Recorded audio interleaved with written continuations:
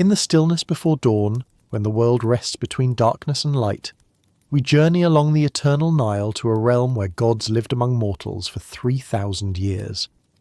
Tonight, let yourself drift into the extraordinary world of Egyptian divinity, where beings with the heads of hawks and hearts of humans shaped one of history's most enduring civilizations. There's no need to hurry through these ancient mysteries, no need to grasp every detail or divine name. Simply allow the stories to unfold like the slow current of the great river itself, and forget about time completely. These are not mere myths, but the living beliefs that sustained pharaohs and farmers alike through dynasties that rose and fell like the Nile's annual floods. Here, gods died and were reborn, fought cosmic battles in the underworld, and fell in love with mortals whose devotion could elevate them to immortality. Some of these deities ruled with wisdom that still echoes through the corridors of power, while others embraced chaos with such terrifying creativity that their very names were whispered only in the deepest temples.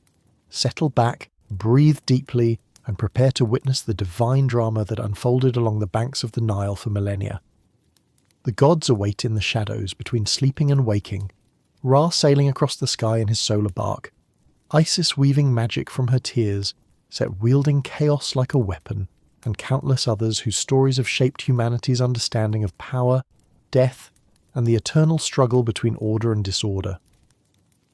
Before the great pyramids cast their first shadows across the desert, before pharaohs claimed divinity as their birthright, the gods of Egypt were already ancient.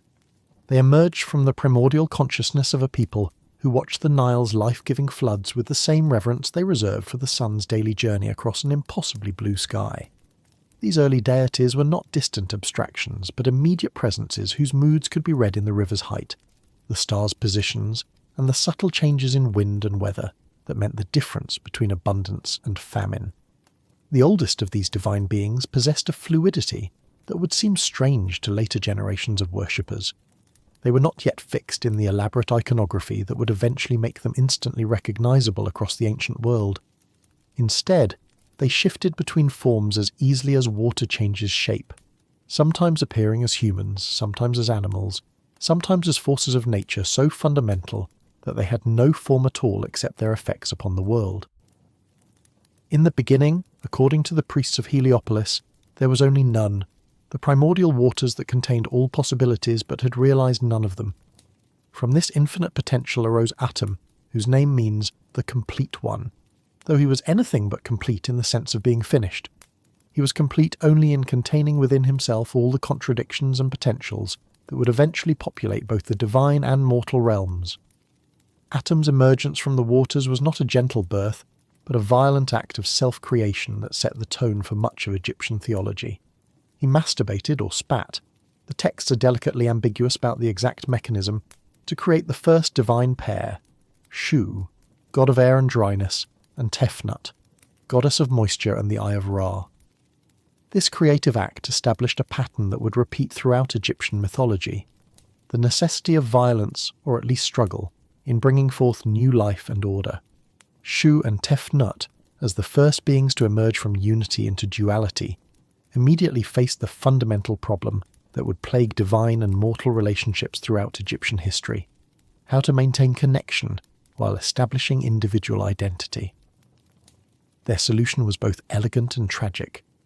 They separated to explore the newly created cosmos, but became lost in the infinite darkness that still surrounded the small bubble of creation their father had carved out of chaos. Atum's anguish at losing his children caused him to weep, and from his tears fell the first human beings, a detail that would prove prophetic, as the relationship between gods and humans in Egypt would always be characterized by a peculiar mixture of intimacy and sorrow.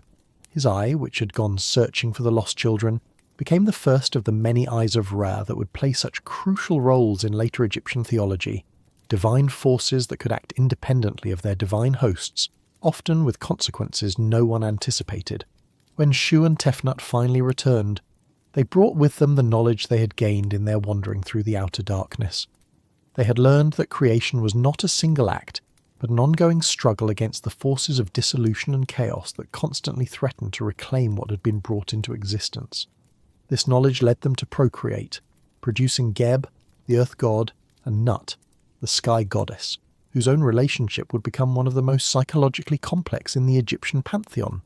Geb and Nut's love was so intense and constant that they remained in permanent embrace, leaving no space between earth and sky for any other form of life to exist. Their passion was literally suffocating creation, forcing their father Shu to intervene in a way that would establish one of the central themes of Egyptian cosmology: the necessary separation that enables relationship, the distance that makes love possible, and the tension that generates life. Shu's separation of his children was both an act of love and an act of violence. He lifted Nut high above Geb, creating the space in which all subsequent life would unfold, but condemning the sky goddess to watch over her beloved earth god without ever again being able to touch him, except at the distant horizons where they briefly meet. This cosmic separation became the template for understanding all relationships in Egyptian thought: love and longing sustained across distance, connection maintained through separation, and the beautiful tragedy of beings who belong together but cannot be together without destroying what they love most. Nut's transformation from lover to protective mother sky established her as one of the most psychologically nuanced deities in the Egyptian pantheon. Her body, stretched across the heavens and decorated with stars, provided shelter and comfort for both gods and humans, but her position also made her vulnerable to the daily violence of the sun god's journey across her body. Each morning Ra entered her mouth in the eastern horizon, travelled through her body during the day, and was reborn from her vulva at sunset, a process that was both creative and deeply invasive, making Nut simultaneously mother, lover, and victim in the cosmic drama. This daily cycle of death and rebirth became central to Egyptian religious thought, but it also established patterns of relationship between masculine and feminine divine principles that would influence Egyptian culture for millennia. The sun god's journey through Nut's body represented the necessary penetration of feminine space by masculine force, but it also suggested that this penetration was ultimately creative rather than destructive, that life emerged from what might otherwise be seen as violation. Geb's role as earth god gave him a different but equally complex relationship with the sun's daily journey. Each night, after Ra disappeared into Nut's mouth, Geb received the sun god's protection and nurture in the underworld, serving as both host and guardian for the vulnerable deity during his nightly passage through death toward rebirth. This made Geb both rival and partner to Ra, competing for Nut's attention while also collaborating in the cosmic processes that sustained all life.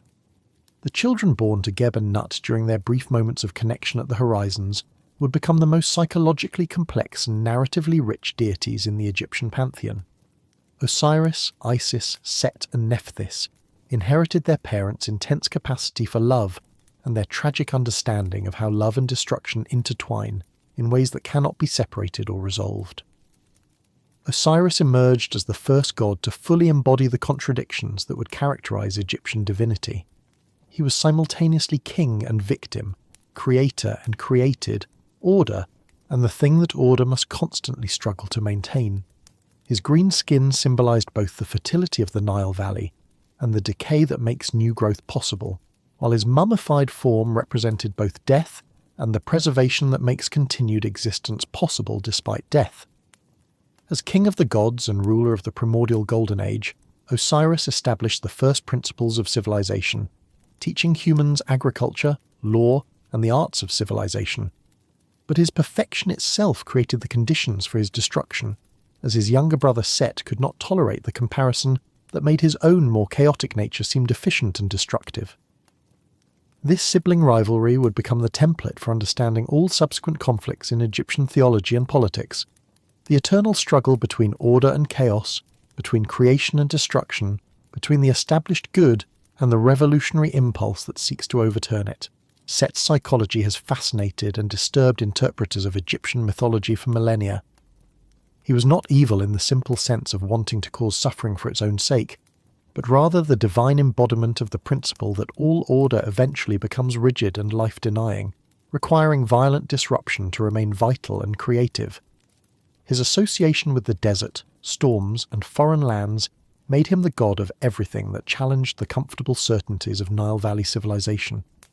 The murder of Osiris by Set represents one of the most psychologically sophisticated treatments of violence, and its consequences in all ancient literature, Set's initial approach is not direct assault, but deception and manipulation. He creates a beautiful coffin precisely fitted to Osiris's measurements, then tricks his brother into lying down in it during a feast, immediately sealing it shut and casting it into the Nile. This mode of destruction, using Osiris's own perfection against him, making his exact measurements the instrument of his doom, suggests that Set understood something profound about the nature of order and its vulnerabilities. Perfection becomes a trap, precise adaptation becomes rigidity, and excellence becomes the very quality that makes destruction possible. The coffin that fits too perfectly becomes a prison, and the feast that celebrates harmony becomes the setting for betrayal. The dismemberment of Osiris that followed his initial murder represents an even deeper level of psychological and theological sophistication. Set did not simply kill his brother, but scattered his body parts across Egypt, ensuring that no single place could claim complete possession of the god, and that the work of restoration would require cooperation across the entire land. This scattering was simultaneously an act of complete destruction and the creation of conditions that would make a new form of unity possible. Isis's response to her husband's murder and dismemberment established her as perhaps the most complex and powerful goddess in the Egyptian pantheon. Her search for Osiris's scattered remains was not simply a wife's devotion, but a cosmic quest that required her to develop new forms of magic, new understanding of death and resurrection, and new ways of relating to both divine and mortal realms. The magic Isis developed in her search for Osiris was unlike the power wielded by other Egyptian deities. Where most gods simply commanded obedience from the forces they governed, Isis learned to work with the fundamental principles that underlie all existence, discovering how to heal what seemed beyond healing, how to reunify what seemed permanently scattered, and how to create new life from death itself. Her successful resurrection of Osiris long enough for him to impregnate her with Horus established precedents that would influence Egyptian religious thought for thousands of years. Death was not final. Love could transcend physical destruction, and the determination of a single individual could literally reshape cosmic reality. But the resurrection was temporary.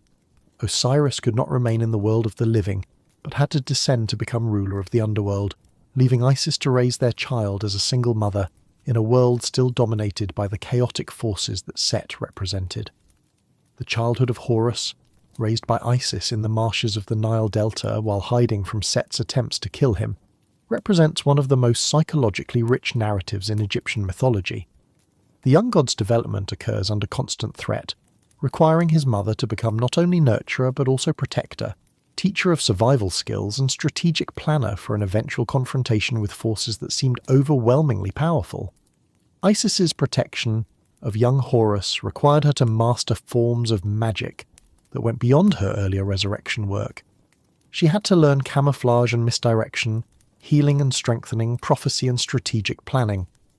Her development during this period transformed her from a goddess of marriage and fertility into a deity whose competence spanned virtually every area of divine and mortal concern.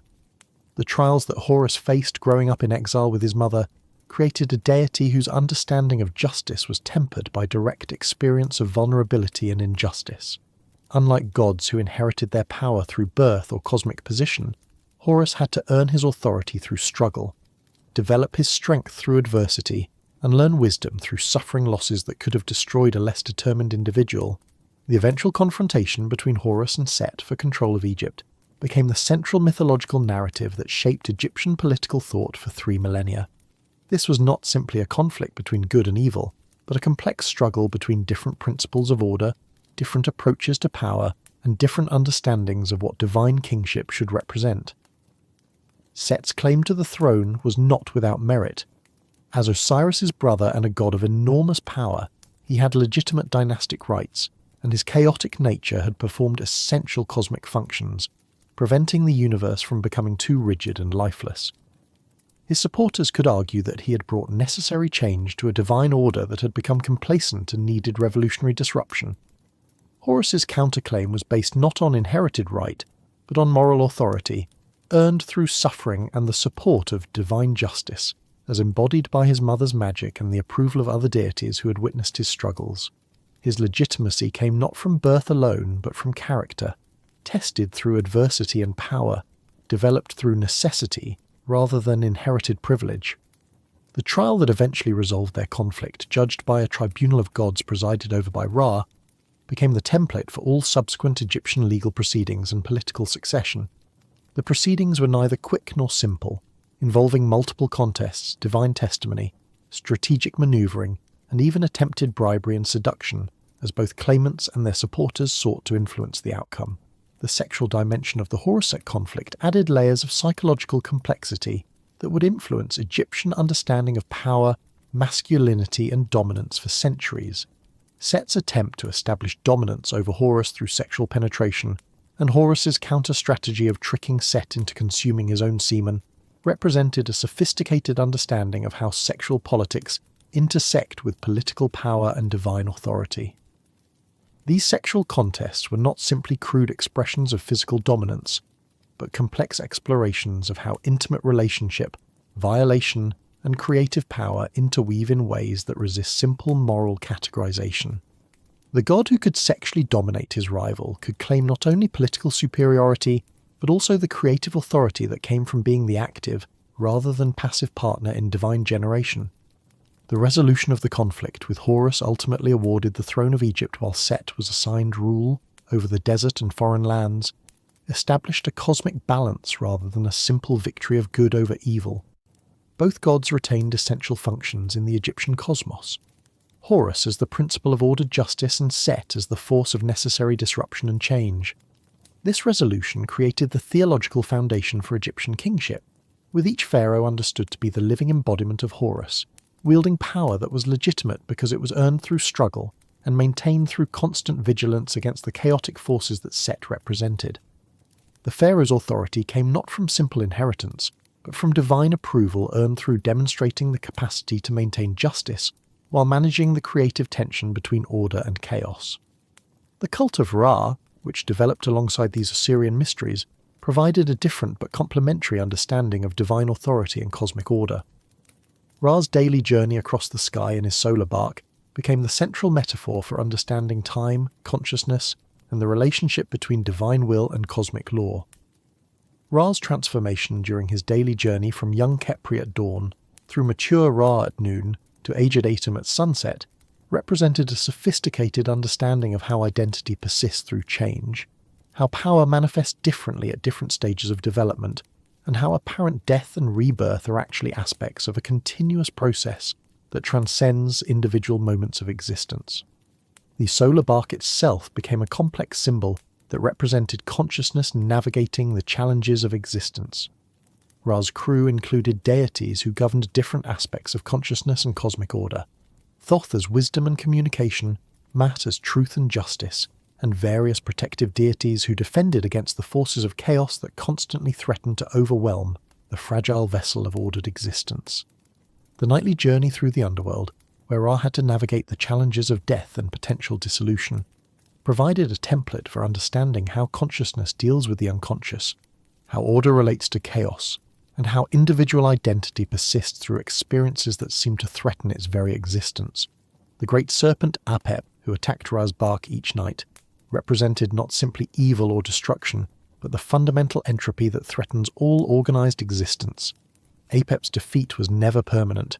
The serpent had to be fought and defeated anew each night, suggesting that the struggle against dissolution is an ongoing process that requires constant vigilance and renewed effort. The deities who assisted Re in his nightly battle against Apep developed their own complex mythologies that explored different aspects of the struggle between order and chaos. Set, despite his conflicts with Horus and Osiris, served as one of Ra's most effective defenders against Apep, demonstrating how chaotic energy could be channeled into cosmic service when properly directed. The crew of Ra's solar bark changed over the millennia as different deities rose to prominence in Egyptian theology, but the basic structure remained constant, a divine community working together to maintain cosmic order against forces that would dissolve all structure and meaning. This community became a model for both divine society and human civilization, showing how individual talents and energies could be coordinated for collective benefit. The goddesses of Egypt developed their own complex relationships with these solar and Osirian mythologies, often serving as the active agents who made male divine authority possible and effective. The concept of the Eye of Re, divine feminine force that could act independently of its male source, became one of the most psychologically sophisticated explorations of feminine power in the ancient world. The Eye of Rhea could manifest as different goddesses depending on circumstances and need. Hathor when nurturing and creative energy was required, Sekhmet when destructive force was necessary, Bastet when protective vigilance was needed. This multiplicity suggested that feminine divine power was not a single energy, but a spectrum of capacities that could be deployed according to cosmic needs.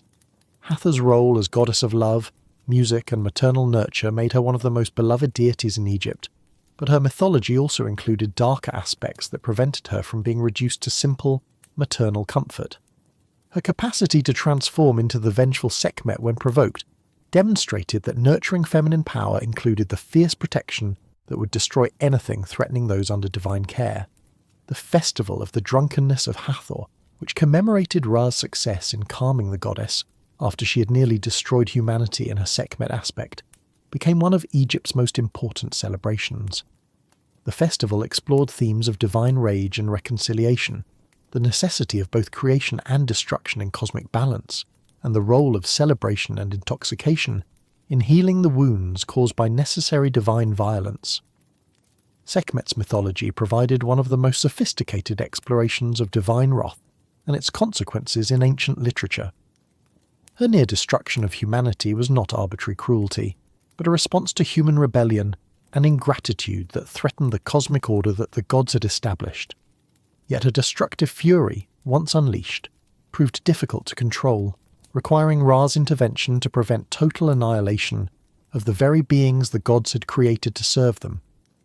The stratagem that Ra used to stop Sekhmet, flooding the Nile Valley with beer dyed red to resemble blood, causing the goddess to become intoxicated and forget her destructive mission, demonstrated divine wisdom that worked through misdirection and transformation rather than direct confrontation.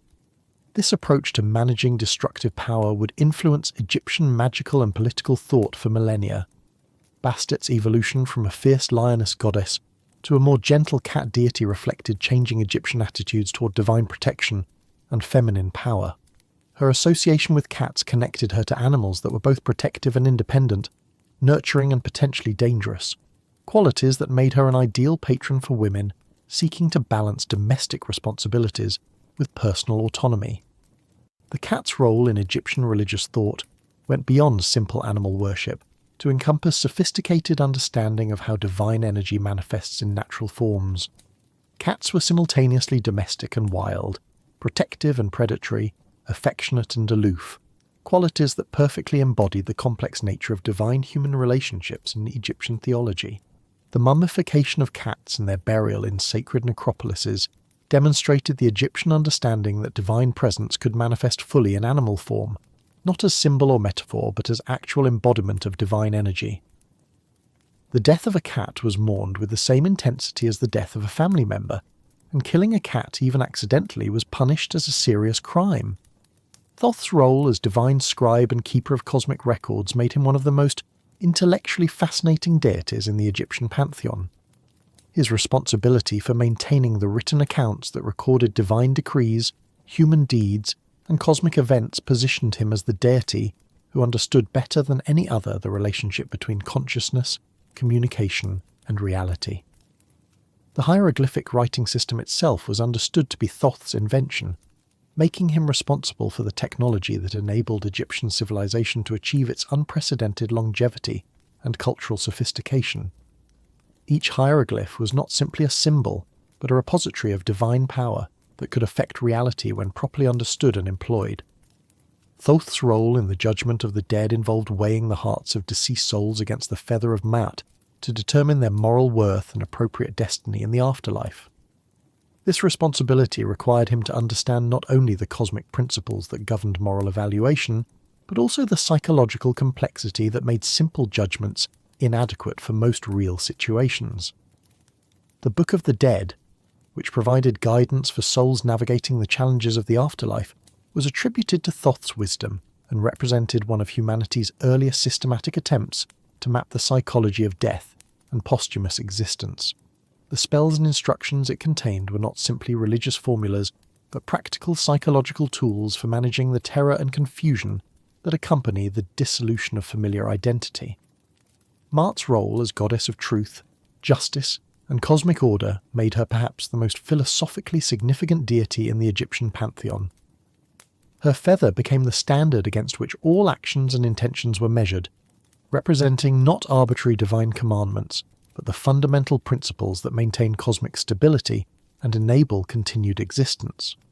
The concept of Maat encompassed both cosmic order and ethical behaviour, suggesting that morality was not simply human invention but participation in the fundamental structures that govern reality itself.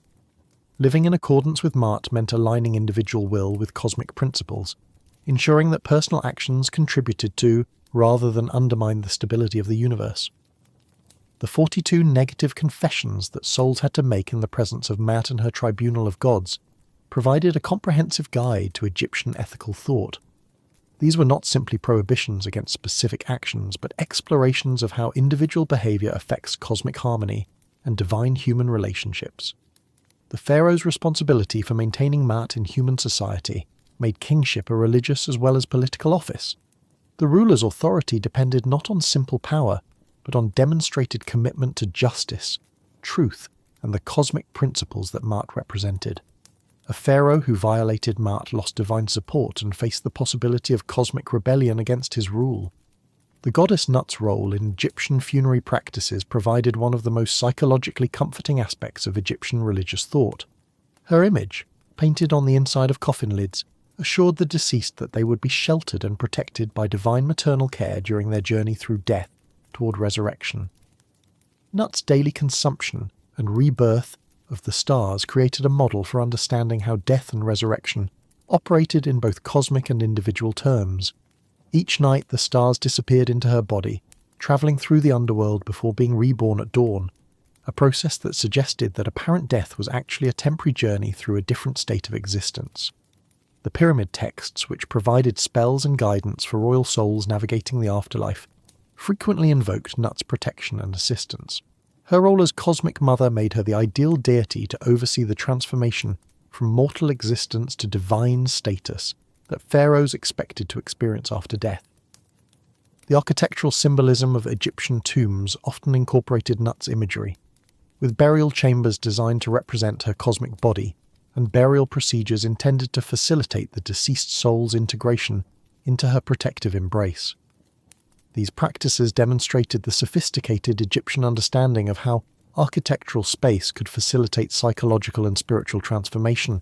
Ptah's role as divine craftsman and creator god provided an alternative to the Heliopolitan creation mythology that emphasized divine thought and speech rather than physical generation as the mechanism of cosmic creation. His theology suggested that reality emerged from divine consciousness, working through skilled craftsmanship rather than biological reproduction or violent struggle. The Memphite theology attributed to Ptah presented him as creating the universe through speech and thought, with other gods emerging as manifestations of his divine ideas rather than separate entities. This theological sophistication influenced later religious thought throughout the Mediterranean world and provided intellectual foundations for more abstract approaches to understanding divine nature. Ptah's association with human craftsmen made him particularly beloved among artists, architects, and skilled workers who saw their own creative activities as participation in divine creation. The temples dedicated to Ptah became centres of artistic and technological innovation, where human creativity was understood as collaboration with divine energy. The sacred Apis bull, which served as Ptah's living representative in Memphis, demonstrated Egyptian understanding of how divine presence could fully inhabit animal form while maintaining its transcendent nature. The death and mummification of each Apis bull was followed by elaborate searches for its successor, requiring priests to identify specific markings that indicated divine selection. As Egyptian civilization matured and encountered other cultures through trade and conquest, the pantheon began to incorporate foreign deities and develop syncretic combinations that reflected the complexity of imperial religious life. The fusion of Amun and Ra into Amun-Ra represented one of the most successful examples of theological synthesis, combining the hidden power of Theban Amun with the visible authority of solar Ra. Amun's original nature as a god of hidden power and mysterious creativity made him particularly suitable for elevation to supreme divine status during the New Kingdom period. His invisibility was not absence, but ultimate presence, the divine force that underlies all visible manifestations without being exhausted by any particular form. The priesthood of Amun-Ra developed into one of Egypt's most powerful institutions, controlling vast wealth and wielding enormous political influence. The god's oracles were consulted on matters of state policy, military strategy, and dynastic succession, making the priests who interpreted divine will crucial figures in Egyptian government. The temple complex at Karnak, dedicated to Amun-Ra, became one of the largest religious installations in the ancient world, with construction and expansion continuing for over 2 millennia. Each pharaoh added new elements to demonstrate devotion and secure divine favour, creating an architectural palimpsest that recorded the evolution of Egyptian religious thought across centuries. The festival of Opet, which celebrated the annual journey of Amun-Ra from Karnak to Luxor Temple, became the most important religious celebration in Thebes. The procession involved the entire population and provided opportunities for direct interaction between the god and his worshippers, reinforcing social solidarity while also demonstrating divine approval of current political arrangements. The Amarna period, during which Akhenaten attempted to replace the traditional pantheon with exclusive worship of the Aten, provided a fascinating experiment in religious revolution that ultimately failed but left lasting influences on Egyptian theological thought. The Aten's role as sole creator and sustainer of life represented a radical departure from traditional polytheistic approaches to understanding divine nature. Akhenaten's hymn to the Aten expressed theological sophistication that rivaled any religious poetry produced in the ancient world, emphasizing the god's universal creativity, paternal care for all living beings, and transcendence of traditional anthropomorphic limitations. The hymn's influence on later religious literature, including biblical psalms, demonstrates the international significance of this brief theological experiment. The artistic revolution that accompanied Atenist religion produced some of Egypt's most psychologically penetrating art, emphasizing emotional intimacy, family affection, and the beauty of natural forms over the formal grandeur that had characterized previous royal art. The famous sculptures of Nefertiti and intimate family scenes from Amarna tombs represent high points of ancient artistic achievement. The failure of Atenist religion and the restoration of traditional polytheism under Tutankhamun demonstrated the deep roots that traditional Egyptian theology had developed in popular consciousness. The people's attachment to their familiar gods proved stronger than royal coercion, and the attempt to impose monotheism through political authority ultimately strengthened rather than weakened traditional religious practices. The later period of Egyptian history saw the development of increasingly sophisticated magical practices and the elevation of previously minor deities to positions of major importance. Isis's transformation from Osirian supporting character to supreme goddess represented one of the most remarkable examples of religious evolution in the ancient world. Isis's appeal transcended Egyptian cultural boundaries to attract worshippers throughout the Mediterranean world during the Hellenistic and Roman periods. Her reputation as a goddess who could solve any problem, heal any illness, and provide comfort in any difficulty made her particularly attractive to individuals facing the uncertainties of life in cosmopolitan urban environments. The mystery religions that developed around Isis worship provided initiates with direct experience of death and resurrection, through ritual practices that recreated the goddess's search for Osiris and her successful restoration of life from death.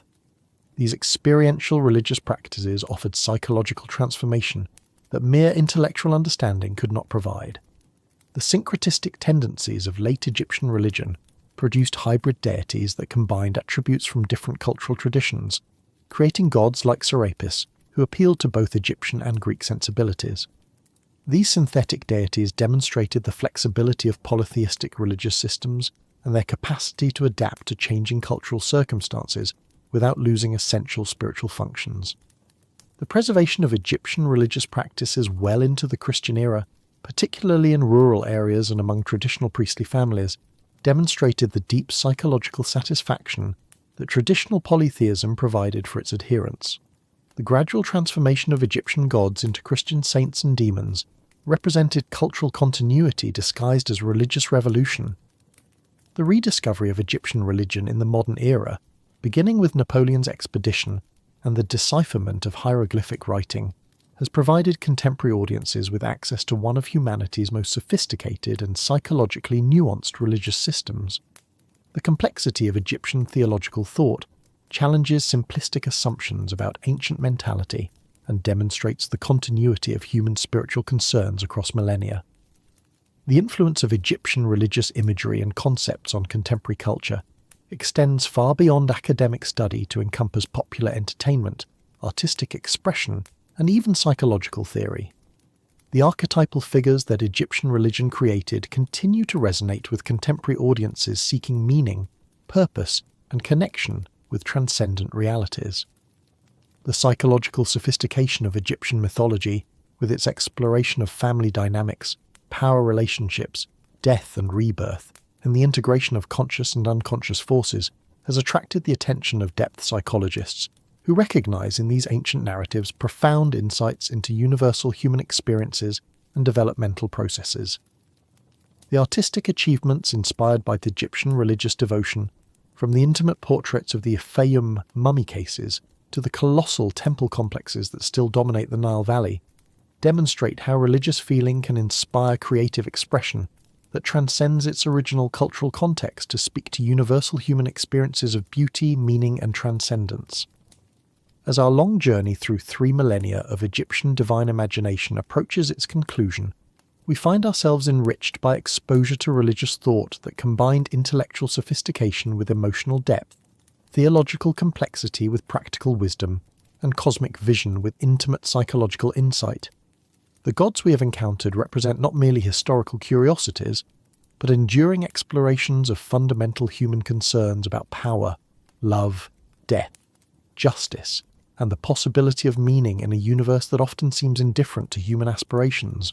The priests and scribes who developed and preserved these religious traditions possessed understanding of human nature, divine possibility, and cosmic order that remains relevant to contemporary spiritual seeking.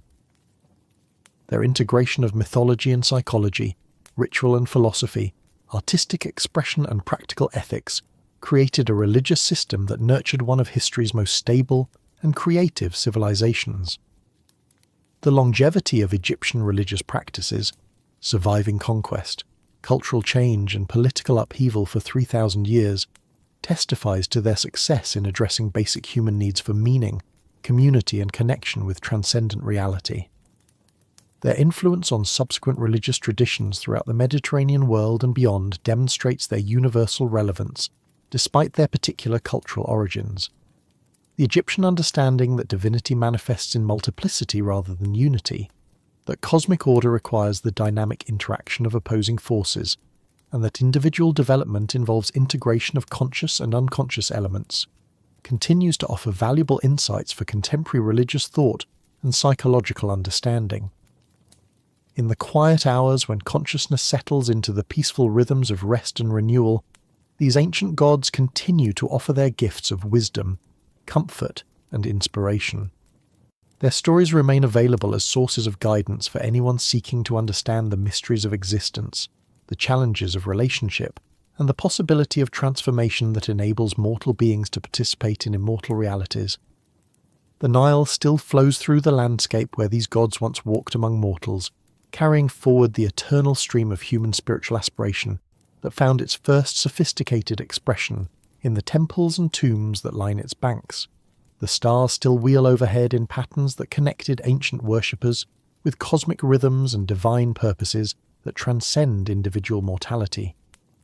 Their greatest gift to humanity was not any particular belief system they established, but their demonstration that religious imagination can create meaning from suffering, beauty from limitation, and hope from the apparent finality of death. They showed that human consciousness, through devotion and creative expression, can participate in divine creativity and discover purpose that outlasts individual existence. As the eternal voices of Egypt fade into the deeper silence that follows all acts of worship, we carry with us their essential teaching, that the divine dwells not in distant realms, but in the heart of existence itself, available to anyone who seeks with sincere devotion and open heart. Their legacy lives on in every moment when human consciousness reaches beyond immediate circumstances to touch something eternal, In every act of creative love that brings new beauty into the world, in every gesture of hope that affirms life's ultimate meaning despite temporary suffering and loss. The gods of Egypt sleep now in the silence of ruined temples and forgotten rituals, but their deepest truth remains eternally present, that existence itself is sacred, that consciousness participates in divine creativity, and that love is stronger than death, more persistent than time, and more creative than any force that seeks to limit or destroy the endless human aspiration toward beauty, truth, and transcendent meaning. Yet as the shadows lengthen, and our journey through the divine landscape of Egypt continues, we discover that beneath the great cosmic dramas played out by the major deities lay countless other divine presences whose stories illuminate different facets of the ancient Egyptian soul. These lesser-known gods and goddesses dwelling in household shrines and village temples, governing the intimate details of daily life and the private fears that haunt the human heart, reveal perhaps even more about how ordinary people understood their relationship with the sacred. In the marshes of the Nile Delta, where papyrus grew tall and fish spawned in countless millions, dwelt Sobek, the crocodile god whose worship embodied one of the most psychologically complex relationships between humans and the natural world ever developed. Crocodiles were simultaneously the most feared predators in the Egyptian environment and objects of profound religious reverence, creating a spiritual dynamic that transformed terror into worship and danger into divine protection. The crocodile's nature as an ambush predator that could remain motionless for hours before exploding into lethal action made it a perfect symbol for the hidden dangers that lurked beneath the surface of apparently calm situations. Yet this same patience and sudden power also made crocodiles symbols of divine wisdom that sees all while revealing nothing, that waits for the perfect moment to act decisively, and that possesses strength so overwhelming that its restraint becomes a form of mercy. Sobek's temples, particularly the great complex at Komombo, housed living crocodiles that were treated with the same reverence accorded to any divine statue. These sacred crocodiles were fed choice offerings, adorned with golden jewellery and mummified with elaborate care upon their deaths. The priests who tended them developed intimate knowledge of crocodile behaviour that enabled them to work safely with creatures that could kill them instantly if provoked or mishandled. The relationship between the priests and their sacred crocodiles created one of the most remarkable examples of interspecies religious communion in the ancient world. The priests learned to read subtle signs in their charges' behaviour that indicated divine approval or displeasure with human activities. A crocodile's willingness to accept offerings or its refusal to eat could influence major decisions affecting entire communities. The mummified crocodiles discovered in Sobek's sacred necropolises reveal the extraordinary care and expense devoted to honouring these divine representatives. Some mummies contain not just individual crocodiles but entire clutches of eggs and newly hatched young, suggesting that the Egyptians understood crocodiles as symbols not just of individual power, but of fertility and the continuation of life through generations. Sobek's dual nature as destroyer and protector made him particularly important for people whose livelihoods depended on the Nile's waters. Fishermen and boat operators sought his protection against crocodile attacks, while farmers whose fields were irrigated by crocodile-inhabited canals needed his blessing to ensure their safety during agricultural work. This practical dimension of crocodile worship demonstrates how Egyptian religion integrated spiritual devotion with practical concerns about survival and prosperity. The sexual symbolism associated with Sobek worship reveals sophisticated understanding of how masculine power and fertility relate to environmental dominance. Crocodiles were seen as supremely masculine creatures whose successful reproduction depended on their ability to control territory and intimidate rivals. Human males seeking to enhance their own virility and social dominance often sought Sobek's blessing through offerings and ritual identification with crocodile power. The goddess Taweret, whose hippopotamus form made her one of Egypt's most visually distinctive deities, provided protection for pregnant women and newborn children in a culture where childbirth was fraught with danger for both mothers and infants. Her fearsome appearance, combining hippopotamus body with crocodile tail and lion's limbs, was designed not to terrorize but to frighten away the malevolent forces that threatened the most vulnerable members of society. Hippopotami were among the most dangerous animals in the Egyptian environment, capable of crushing boats and killing humans with casual ease. Yet their fierce protection of their own young and their association with the life-giving Nile floods made them appropriate symbols for the kind of aggressive maternal care that human mothers needed to ensure their children's survival. Tawaret's role in Egyptian households went beyond simple protection to encompass guidance about child-rearing, family relationships, and the maintenance of domestic harmony. Her images appeared on everything from furniture to cosmetic containers, creating a constant divine presence in the intimate spaces where family life unfolded. This domestic visibility made her one of Egypt's most personally beloved deities. The magic wands carved with Tawaret's image were used in childbirth rituals designed to create protective circles around labouring mothers and newborn infants. These ceremonial objects combined practical medical knowledge about hygiene and pain management with spiritual practices intended to invoke divine assistance during life's most dangerous transition. Tawaret's festivals celebrated not only successful births, but also the broader themes of renewal, protection, and the triumph of life over death that childbirth represented.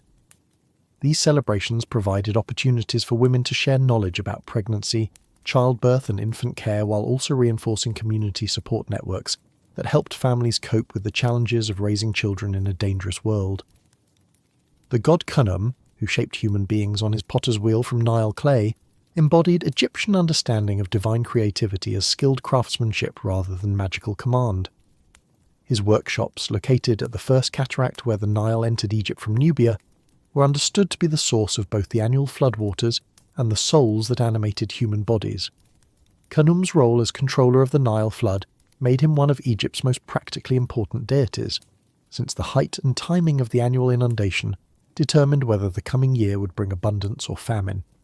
His priests developed sophisticated methods for predicting flood levels based on observations of upstream conditions, seasonal patterns, and celestial phenomena that influenced Nile hydrology.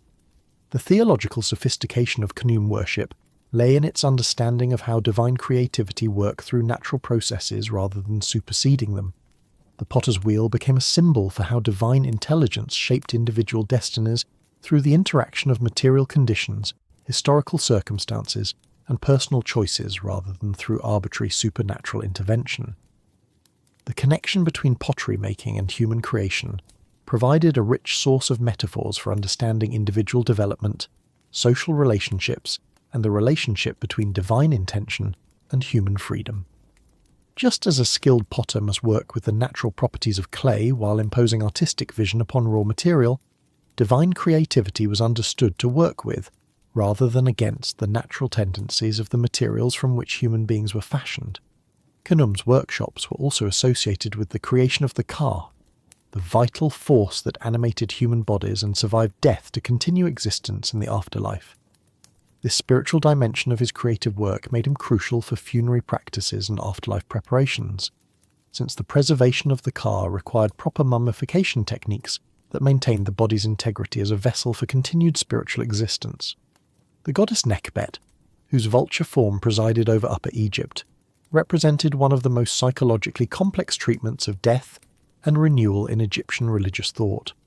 Vultures were simultaneously symbols of death, since they fed on carrion, and symbols of maternal protection, since they were among the most devoted parents in the animal kingdom, caring for their young with extraordinary dedication.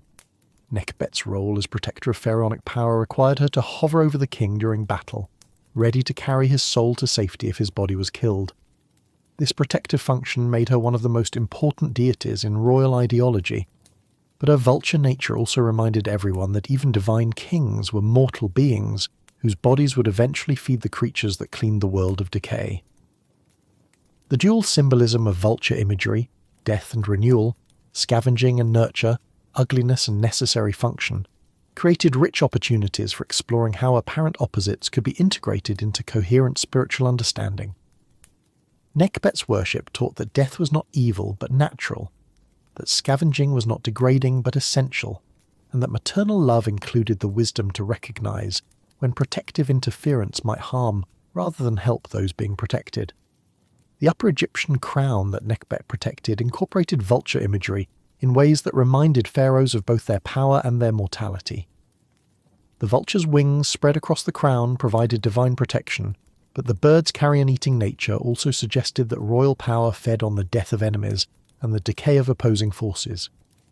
Nekhbet's oracular functions involved interpreting the flight patterns and behaviour of vultures to predict future events, particularly those related to warfare, death, and dynastic succession.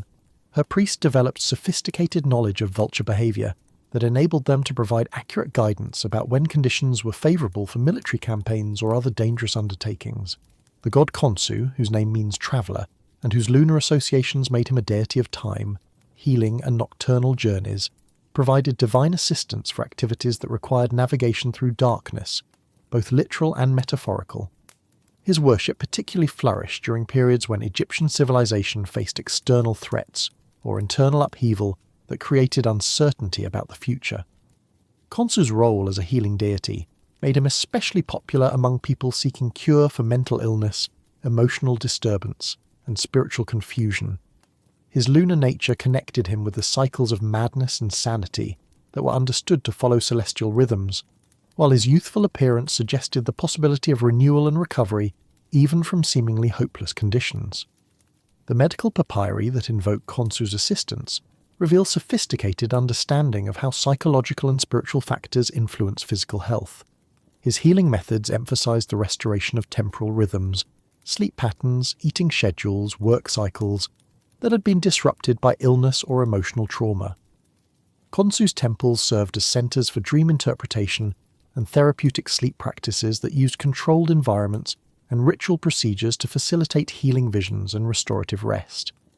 These practices anticipated modern understanding of how sleep disorders and circadian rhythm disruption contribute to both physical and mental illness. The lunar calendar associated with Khonsu worship provided an alternative to the solar calendar that governed official religious and political activities.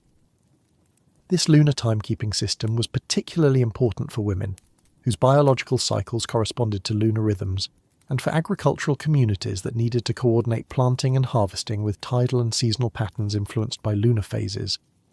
The household god Bez, whose dwarfish appearance and grotesque features concealed benevolent intentions, protected Egyptian families from a vast array of dangers that threatened domestic tranquility. His image appeared on beds, mirrors, cosmetic containers, and children's toys, creating a constant divine presence in the most intimate aspects of daily life. Bes's protective functions extended from warding off nightmares and evil spirits to ensuring successful childbirth and protecting marital happiness. His dancing and music-making drove away malevolent forces through joyful celebration rather than solemn ritual, suggesting that happiness itself could serve as a form of spiritual protection. The apotropaic masks worn during Bes festivals transformed ordinary people into temporary embodiments of divine protective power, enabling communities to collectively ward off threats through participatory, religious celebration. These festivals provided opportunities for social bonding while also reinforcing shared commitment to protecting family and community welfare. Bes's association with sexuality and fertility made him particularly important for newly married couples seeking divine assistance in establishing successful intimate relationships and producing healthy children. His images often appeared in bedchambers, where they provided both protection and encouragement for sexual activities understood to be essential for personal happiness and community continuity. The magical papyri that invoke Bes's power reveal complex understanding of how domestic harmony depends on the successful integration of individual desires with family responsibilities. His protection extended not only to physical safety, but also to the emotional and psychological conditions that enable families to function effectively as units of mutual support and care. The goddess Seshat, whose role as divine librarian made her responsible for recording and preserving all forms of knowledge, represented Egyptian understanding of how information and wisdom relate to cosmic order and individual development. Her association with writing, measurement, and architectural planning made her crucial for activities that required precision, permanence, and systematic organization. Seshat's participation in the foundation ceremonies for temples and other important buildings involved the ritual measurement and alignment that ensured these structures would function properly as interfaces between human and divine realms. Her presence guaranteed that the mathematical and architectural principles governing sacred construction were properly implemented and maintained. The libraries associated with Seshat worship served not only as repositories for scrolls and tablets, but as centers for scholarly research and intellectual development that advanced Egyptian understanding in fields ranging from medicine and mathematics to astronomy and engineering. These institutions created the educated elite that enabled Egyptian civilization to achieve its remarkable longevity and cultural sophistication. Seshat's role in royal ideology involved recording the pharaoh's deeds and achievements in forms that would preserve them for posterity, ensuring that royal accomplishments would be remembered long after individual rulers had died.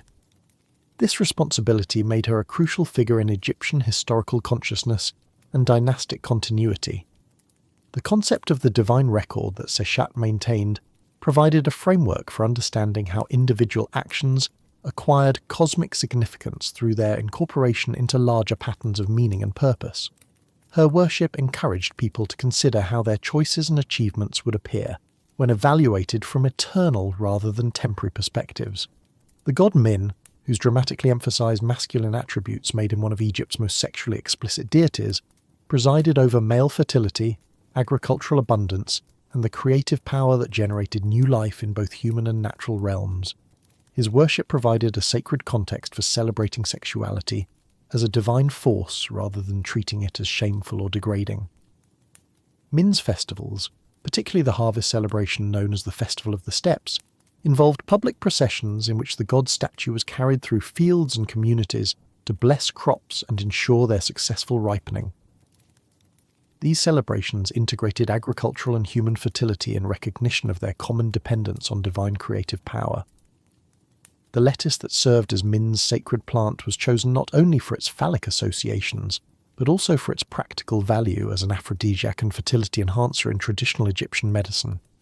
This connection between religious symbolism and medical knowledge demonstrates how Egyptian worship integrated spiritual and practical concerns about health and reproduction. Min's role in royal coronation ceremonies involved blessing the pharaoh's capacity to serve as the land's fertilizing force, ensuring that royal authority would promote, rather than inhibit, the natural processes that sustained Egyptian civilization. This responsibility connected political power with environmental stewardship in ways that made ecological destruction tantamount to religious sacrilege. The private devotions directed toward Min by individuals seeking to overcome sexual dysfunction, infertility, or relationship problems reveal intimate aspects of Egyptian religious life that were usually hidden from public view. These personal religious practices demonstrate how Egyptian theology addressed the full range of human concerns, including those considered too private for communal worship. The deity Wep-Wawet, whose name means opener of the ways, served as divine pathfinder for both military campaigns and spiritual journeys that required navigation through unfamiliar or dangerous territory. His canine form connected him with the natural abilities of dogs and wolves to track scents and find safe passages through challenging terrain. Wep-Wawet's military functions made him particularly important during periods of territorial expansion when Egyptian armies ventured beyond the familiar Nile Valley into foreign lands. His blessing was sought not only for victory in battle, but also for the successful adaptation to new environments that military success required. The funerary role that Wep-Wawet played in opening the paths that souls needed to travel through the afterlife made him crucial for burial practices and posthumous spiritual development. His guidance helped deceased individuals navigate the complex geography of the underworld, while avoiding the dangers that could destroy souls attempting to reach eternal life. Wep-Wawet's association with divine kingship involved his function as the pharaoh's scout and advance guard, clearing away obstacles and identifying threats before they could endanger royal safety. This protective role made him one of the most politically important deities during periods of internal strife or external invasion. The oracular functions associated with Wep-Wawet worship involved interpreting the behavior of sacred dogs and wolves to predict the outcomes of journeys, military campaigns, and other ventures that involved entering unknown territories. These divination practices required intimate knowledge of canine behavior and environmental conditions that affected animal responses to natural and supernatural phenomena. The crocodile goddess Amit, whose role in the judgment of the dead made her one of the underworld's most feared figures, embodied the terrifying possibility that moral failure could result in the complete destruction of individual consciousness. Her composite form, crocodile head, lion's torso, and hippopotamus hindquarters, combined the most dangerous aspects of Egypt's most formidable predators. Amit's function as the devourer of hearts created a powerful incentive for moral behavior during earthly life, since her consumption of failed souls meant not just punishment, but absolute annihilation of personal identity and consciousness. This threat made the judgment of the dead a genuinely consequential process, rather than mere ceremonial formality. The psychological impact of Amit imagery on Egyptian consciousness cannot be overstated. Her presence in tomb paintings and funerary texts created a constant reminder that individual survival after death depended on moral choices made during life, that divine justice was real and unavoidable, and that some failures were so serious they could not be forgiven or rectified.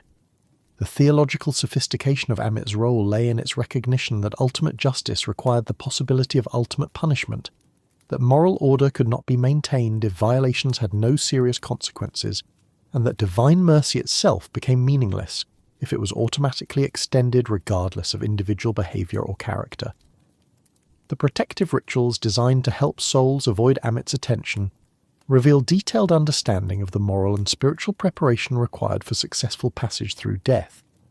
These practices emphasize not only the avoidance of specific sins, but the development of positive character traits that would enable souls to face divine judgment with confidence rather than terror.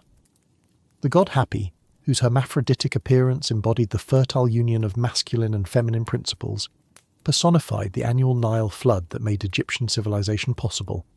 His worship celebrated the life-giving waters that transformed desert into garden and created the agricultural abundance that supported one of the ancient world's most sophisticated cultures. Hapi's dual-gendered nature reflected Egyptian understanding that the most powerful creative forces transcended simple, masculine or feminine categories to embody the integration of complementary principles.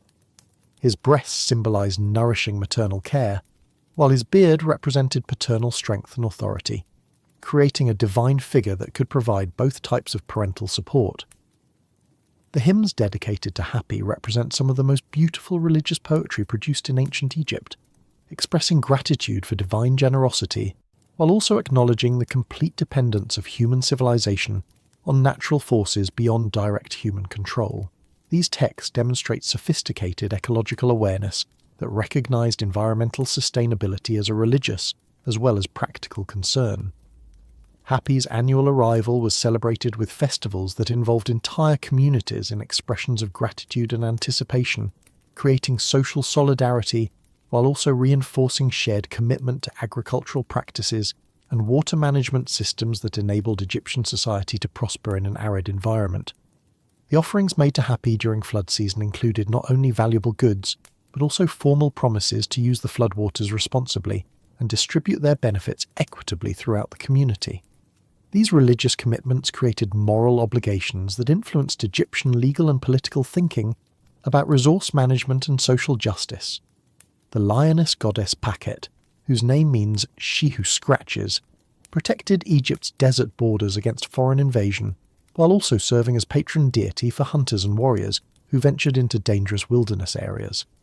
Her worship centered on the recognition that some forms of divine feminine power were inherently violent and predatory, rather than nurturing and protective.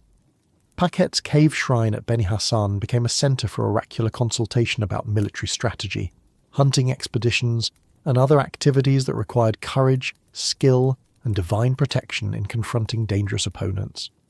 Her priests developed expertise in reading natural signs and animal behavior that enabled them to provide practical guidance for survival in hostile environments.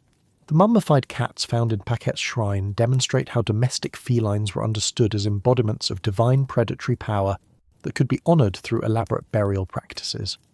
These religious observances created economic opportunities for communities specializing in cat breeding, mummification, and burial services while also expressing genuine religious devotion.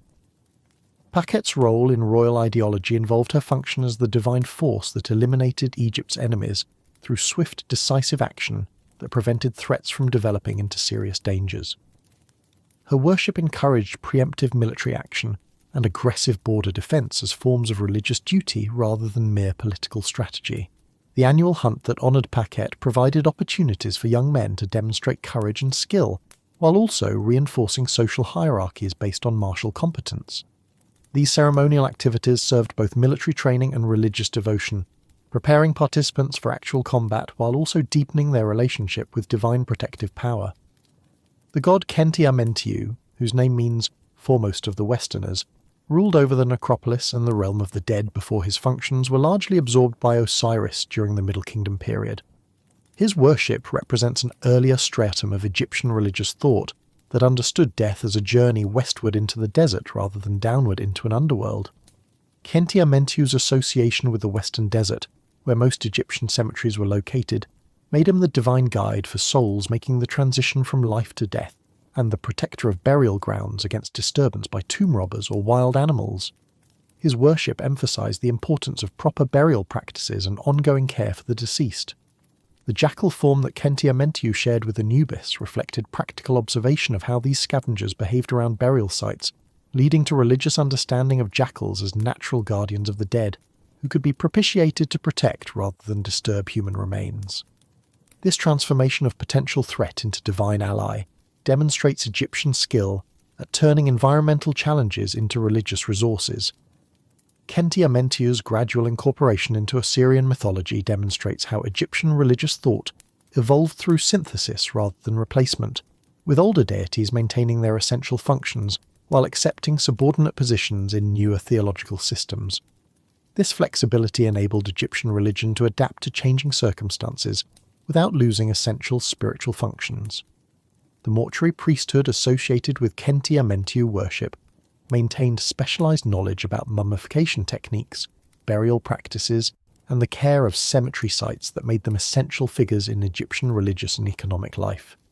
Their expertise created a professional class whose services were needed by every family and whose income supported extensive temple establishments.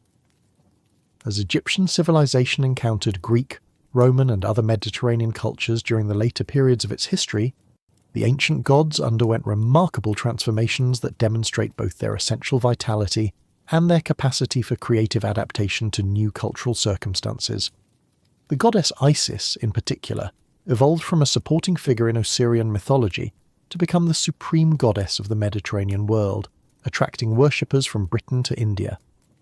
Isis's international appeal during the Hellenistic and Roman periods stemmed from her reputation as a goddess who could solve any problem and provide comfort in any difficulty. Her myths emphasized her resourcefulness, determination, and magical abilities, qualities that made her particularly attractive to people facing the uncertainties and challenges of life in cosmopolitan urban environments where traditional social support systems had broken down. The mystery religions that developed around Isis worship provided initiates with direct experience of death and resurrection through elaborate ritual practices that recreated the goddess's search for Osiris and her successful restoration of life from death. These experiential religious practices offered psychological transformation and spiritual insight that mere intellectual understanding could not provide.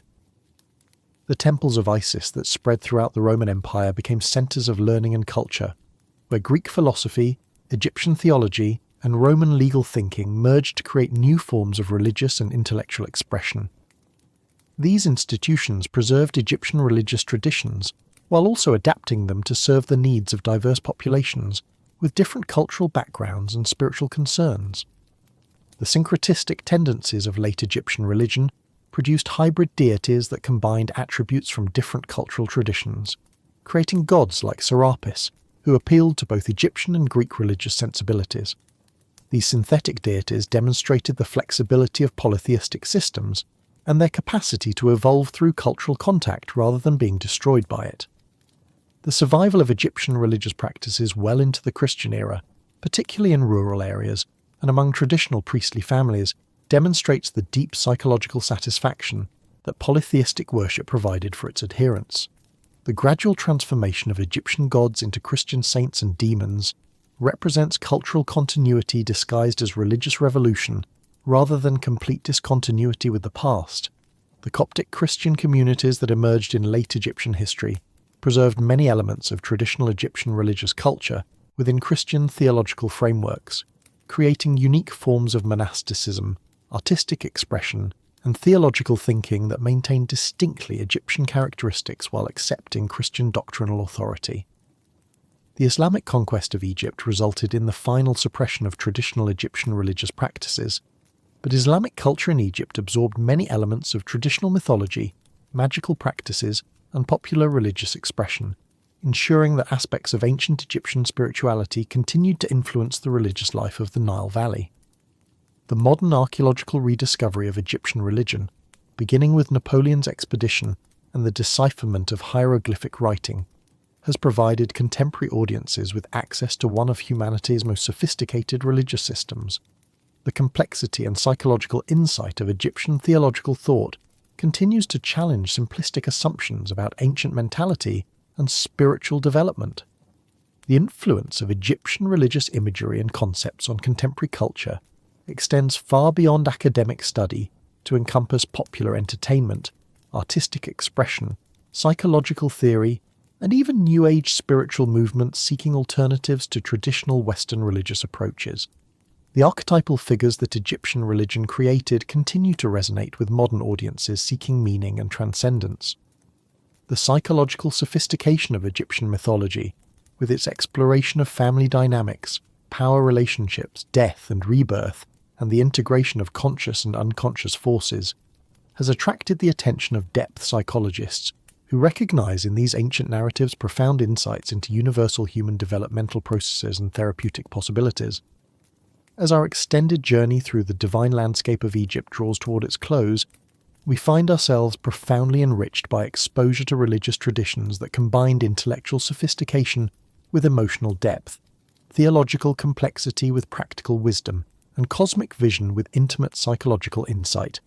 The gods and goddesses we have encountered represent not merely historical curiosities, but enduring explorations of fundamental human concerns about meaning, relationship, mortality, and transcendence.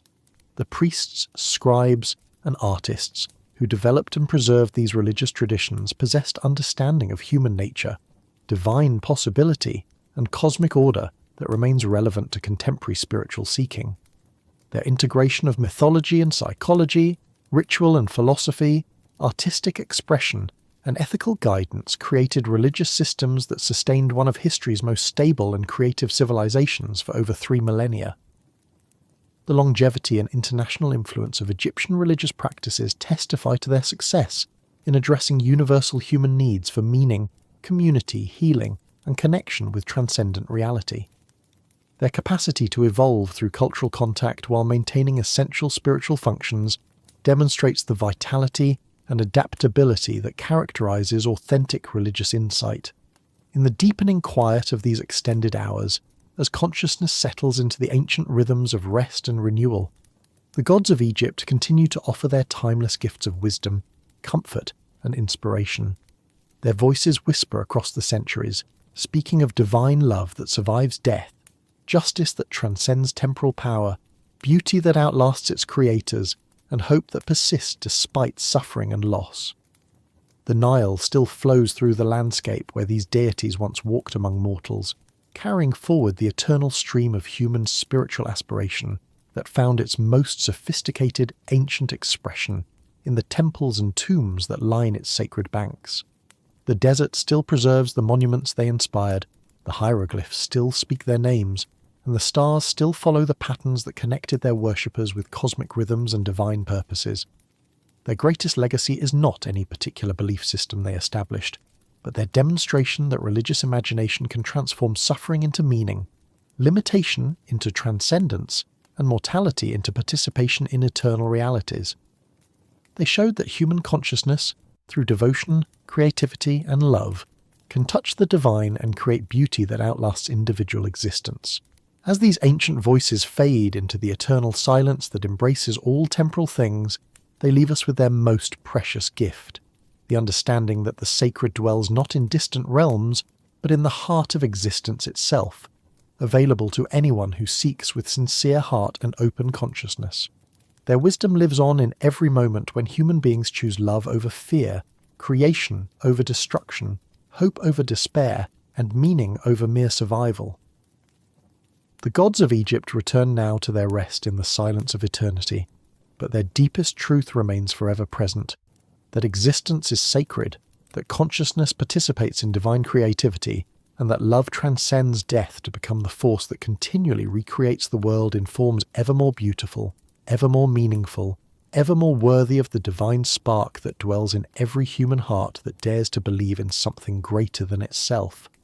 Yet even as we prepare to bid farewell to these eternal guardians of the Nile, their whispered stories continue to unfold in the shadows of memory, revealing layer upon layer of divine complexity that shaped not only ancient Egyptian consciousness, but the very foundations of how humanity understands the relationship between the sacred and the everyday. In the quiet spaces between the great cosmic dramas, in the seasonal rhythms that governed agricultural life, in the intimate moments of birth and death that touch every human existence, lesser-known deities wove their own intricate patterns of meaning and protection. The goddess Renene, whose name connects her to the act of nursing and nourishment, presided over the crucial moment of naming that transformed anonymous newborns into individuals with distinct identities and destinies. Her presence at childbirth was not merely ceremonial but constitutive.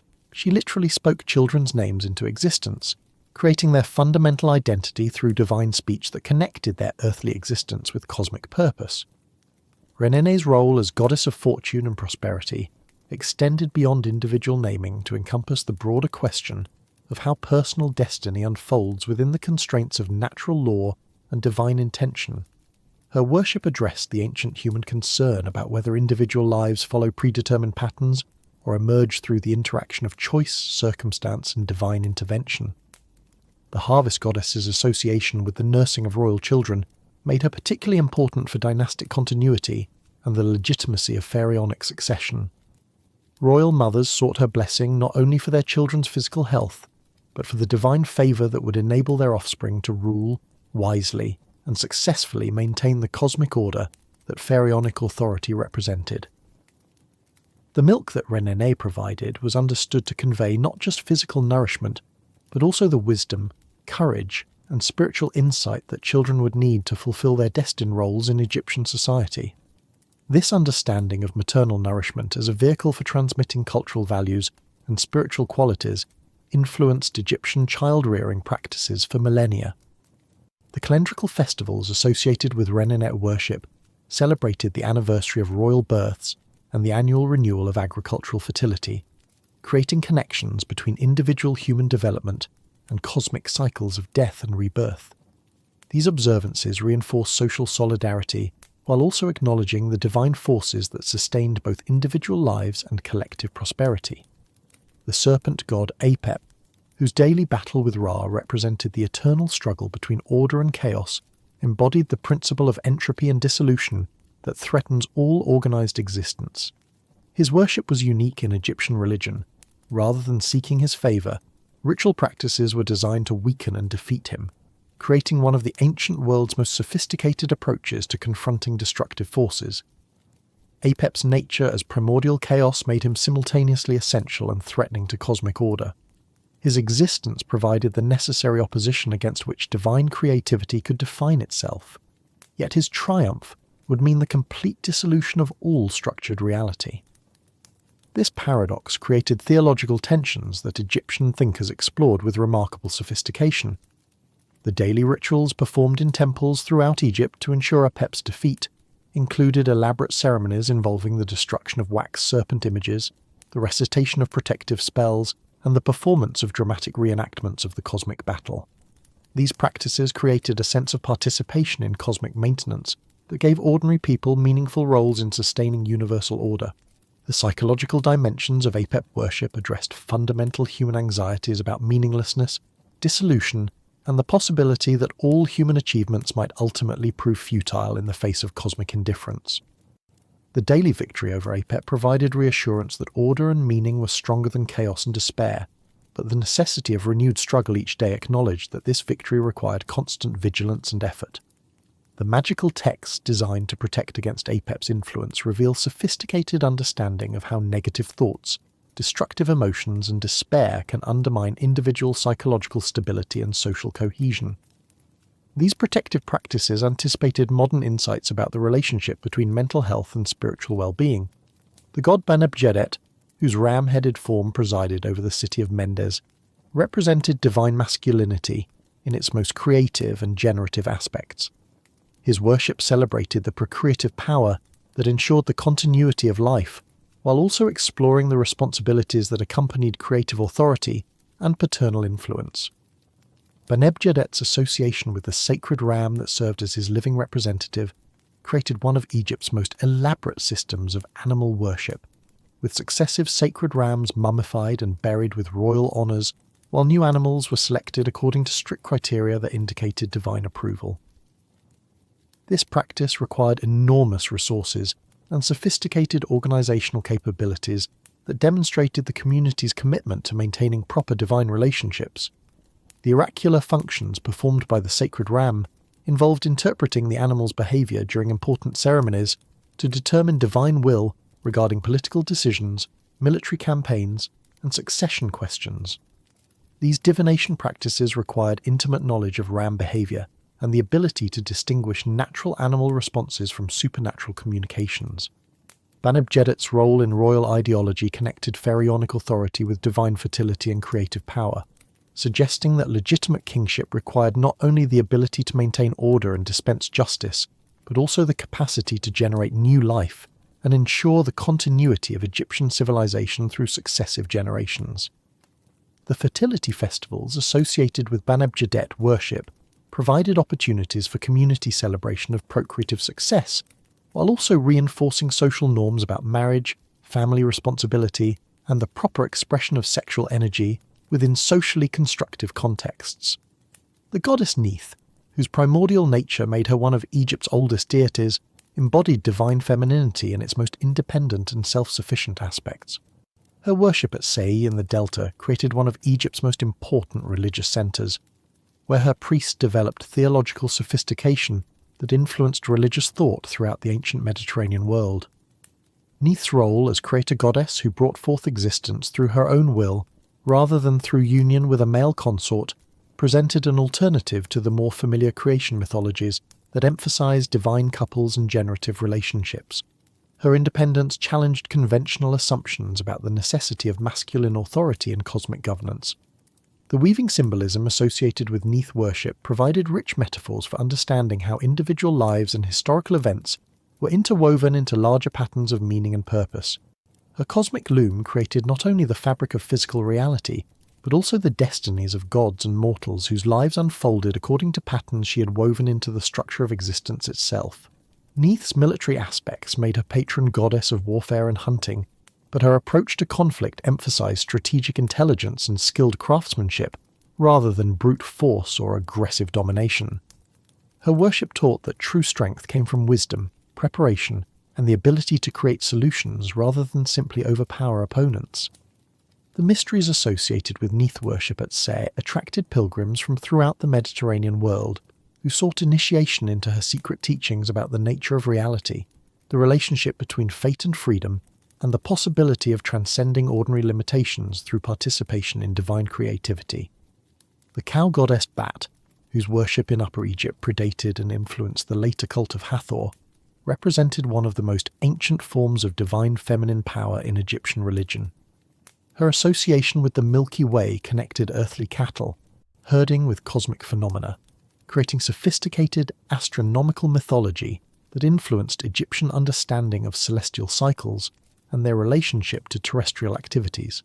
Bat's transformation into Hathor during the historical period demonstrates how Egyptian religious thought evolved through synthesis and reinterpretation, rather than simple replacement of older beliefs with newer ones. The essential functions and symbolic associations remained consistent while the mythological narratives and cultic practices adapted to changing cultural circumstances. The astronomical knowledge preserved in Bat's worship included sophisticated observation of stellar movements, seasonal changes, and the correlation between celestial events and optimal timing for agricultural activities. This practical astronomy was embedded within religious practices that made scientific observation a form of devotional activity. Bat's role as protector of the pharaoh included her function as divine nurse, who provided the cosmic nourishment that enabled rulers to maintain their supernatural authority and effectiveness. This maternal aspect of royal ideology balanced the more masculine military and judicial functions of kingship with feminine qualities of nurture and care. The cosmetic and adornment practices associated with Bat worship influenced Egyptian artistic conventions and beauty standards that emphasize the enhancement of natural features rather than their concealment. These aesthetic practices reflected theological understanding of divine beauty as the perfection of natural forms rather than their transcendence. The falcon god Sokar, whose association with the Memphite necropolis made him one of Egypt's most important funerary deities, presided over the crucial transition between death and resurrection that determined whether deceased individuals would achieve successful afterlife existence. His worship developed elaborate ritualistic and architectural innovations that influenced tomb construction and burial practices throughout Egyptian history. Sokar's festival, which involved the dramatic procession of his sacred bark through Memphis during the season when the Nile floods receded and agricultural work could resume, created powerful symbolic connections between death and renewal, ending and beginning, dissolution and reconstruction. These celebrations provided communities with shared experiences of hope and continuity, despite the reality of individual mortality. The underground chambers associated with Sokar worship, carved deep beneath temple complexes, created sacred spaces that approximated the underworld environment where the god performed his transformative work. These architectural innovations influenced the design of royal tombs and provided models for the elaborate underground installations that characterized later Egyptian mortuary architecture.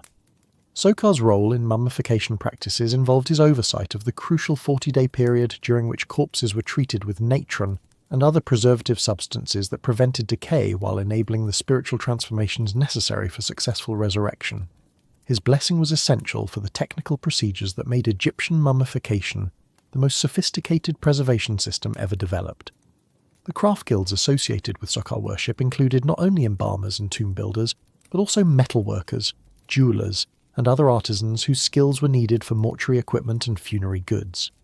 These professional associations created economic networks that supported extensive industries devoted to death preparation and commemoration. The lioness goddess Mehit, whose name means the fierce one, protected Egypt's northern borders while also serving as patron deity for the Delta region's distinctive wetland ecology and the specialized hunting practices that this environment required. Her worship reflected sophisticated understanding of how different geographical regions required different forms of divine protection and guidance. Mehit's association with the delta's abundant fish and fowl populations made her particularly important for communities whose livelihoods depended on hunting and fishing in the papyrus marshes that covered vast areas of Lower Egypt. Her blessing was sought not only for successful catches, but also for the specialized knowledge needed to navigate treacherous wetland environments. The hunting festivals dedicated to Mehit provided opportunities for young men to demonstrate courage and skill, while also learning the environmental knowledge and survival techniques that their communities needed for continued prosperity. These educational aspects of religious celebration ensured that essential practical knowledge was transmitted across generations within meaningful cultural contexts. Mehit's protective functions included defense against the infectious diseases that flourished in wetland environments, making her worship particularly important for public health in Delta communities. Her priests developed medical knowledge about disease prevention and treatment that complemented the more general healing practices associated with other medical deities. The migration patterns of birds and fish that formed the basis of Delta economic life were understood to be under Mehit's direct control, making her favour essential for communities that depended on seasonal abundances of natural resources. Her worship included sophisticated environmental observation and prediction that enabled human activities to be coordinated with natural cycles. The god Ihai, whose youthful appearance and association with music made him symbol of joy, celebration, and the renewal that comes through artistic expression, provided divine inspiration for Egypt's remarkable achievements in music, dance, and ceremonial performance. His worship created cultural contexts that encouraged creativity, while also ensuring that artistic activities served constructive social and religious purposes. Ihi's role as divine child represented the potential for renewal and fresh beginnings that exists even in the most challenging circumstances. His eternal youth symbolized the hope that individuals and communities could overcome difficulties and discover new possibilities for growth and development. The musical instruments associated with Ihi worship, particularly the sistrum and various percussion devices, were understood to produce sounds that could influence both human consciousness and divine attention. These instruments were carefully crafted according to precise specifications that ensured their effectiveness for ceremonial and therapeutic purposes. Ihis festivals provided opportunities for community members to participate in musical and dance performances that created social bonding while also serving as forms of prayer and divine worship. These celebrations demonstrated Egyptian understanding of how artistic expression could simultaneously serve aesthetic, social, and spiritual functions. The healing aspects of a high worship involved the use of music and rhythm to treat various forms of mental and emotional disturbance, anticipating modern understanding of how musical therapy can address psychological problems and promote mental health. These therapeutic practices were integrated with other forms of medical treatment to provide comprehensive approaches to healing. The cobra goddess Wadjet, whose protective hood shielded the pharaoh from supernatural and earthly enemies, embodied the principle that legitimate authority required both wisdom and the readiness to use deadly force when necessary. Her worship explored the complex relationship between power and responsibility that characterized effective leadership in both divine and human realms. Wadjet's association with the royal uraeus created one of Egypt's most distinctive symbols of divine authority, appearing on royal crowns and ceremonial objects throughout Egyptian history. This symbolism connected pharaonic power with the natural world's most deadly predator, while also suggesting that royal authority included the cobra's wisdom, patience, and precision. The Oracle of Wadjet at Buto provided guidance for political and military decisions that affected the entire kingdom, making her priesthood one of Egypt's most influential religious institutions. The procedures developed for consulting her oracle influenced divination practices throughout the ancient Near East and provided models for oracular consultation that persisted for millennia. Wadjet's protective functions extended beyond royal security to encompass the safety of Egypt's borders and the prosperity of its agricultural communities. Her worship was particularly important during periods of foreign invasion or internal rebellion, when the kingdom's survival depended on effective defensive action and unified resistance to threats. The magical practices associated with Wadjet worship included the creation of protective amulets and talismans that could ward off various forms of harm, from snake bites and disease to enemy attack and supernatural assault. These protective devices were worn by people of all social classes and provided both psychological comfort and spiritual security. The hippopotamus god Khaemwaset, whose peaceful nature contrasted sharply with the aggressive reputation of actual hippos, represented the principle that apparent threats could be transformed into sources of protection and benefit through proper understanding and appropriate relationship. His worship addressed fundamental questions about how to relate constructively to dangerous natural forces. Khaemwaset's association with the fertile mud of the Nile riverbanks connected him with agricultural prosperity and the annual flood that made Egyptian civilization possible.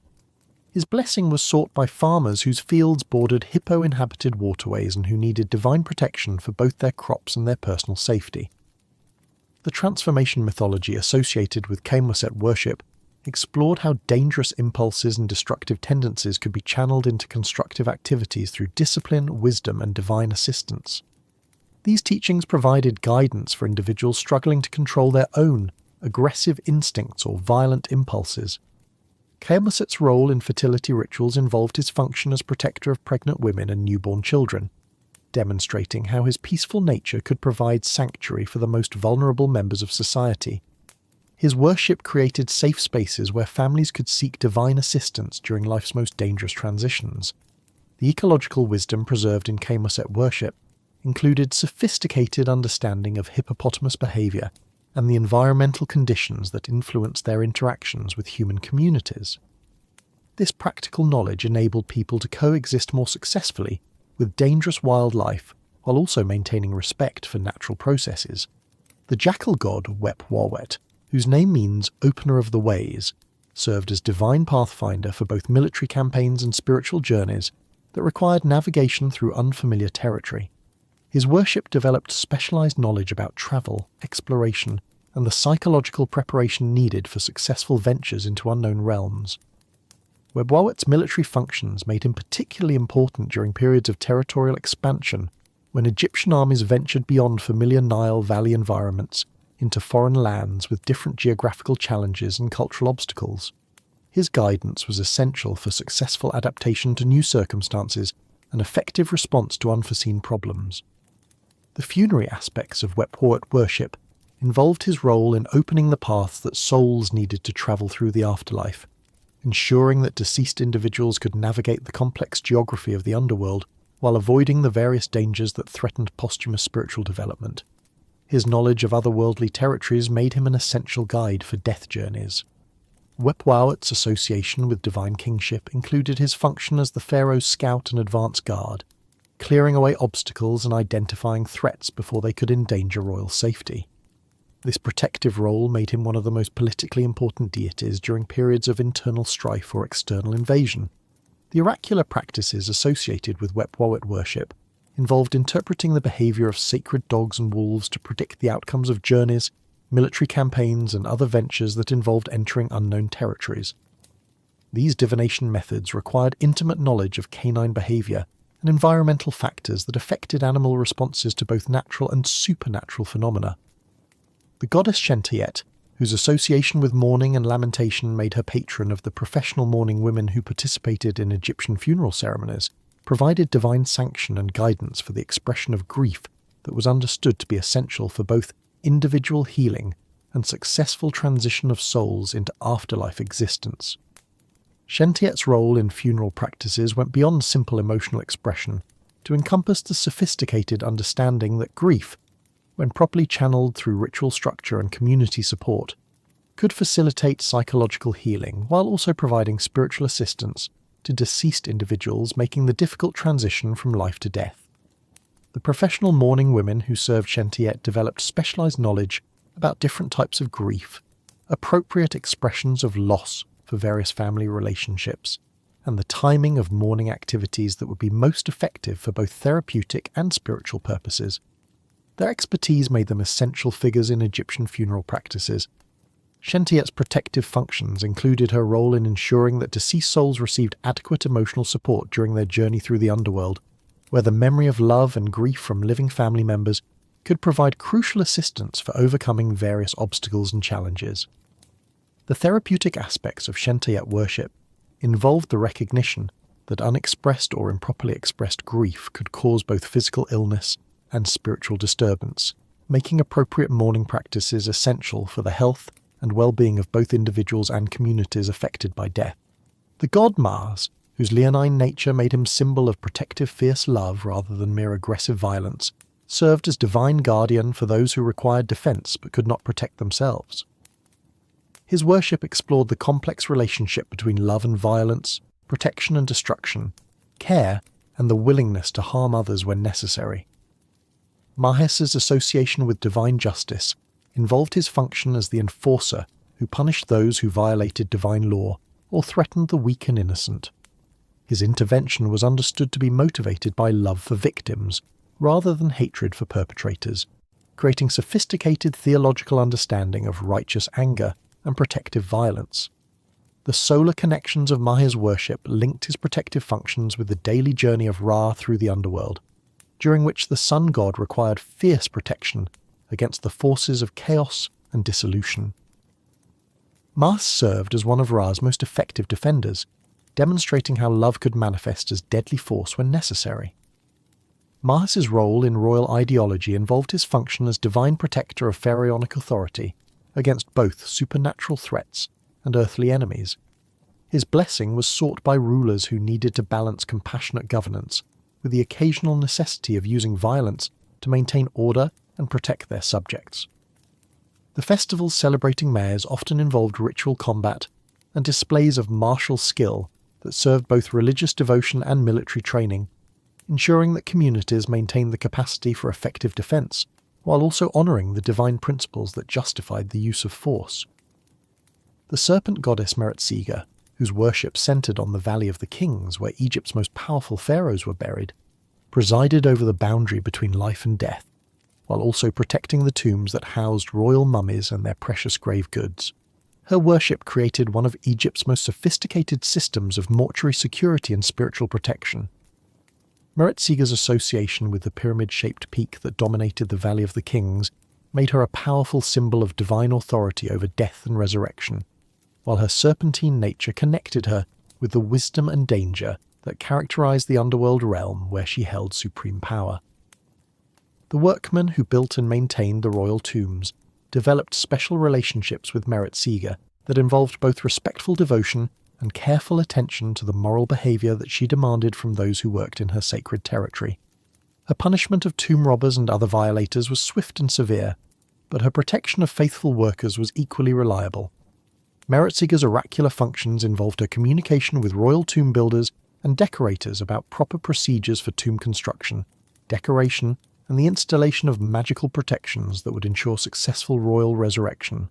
Her guidance was essential for the technical and spiritual aspects of royal burial preparation. The personal devotion that Meretseger inspired among the working classes demonstrated how Egyptian religion addressed the spiritual needs of ordinary people whose daily labour contributed to great religious and political projects, but who were often overlooked by more socially prominent deities and their aristocratic worshippers. As we reach the final passages of our extended journey through Egypt's divine landscape, we find ourselves transformed by exposure to religious traditions that combined intellectual sophistication with emotional depth, cosmic vision with intimate personal care, and practical wisdom with transcendent spiritual insight. These deities and their worship systems created one of humanity's most comprehensive approaches to understanding the relationship between divine and human consciousness.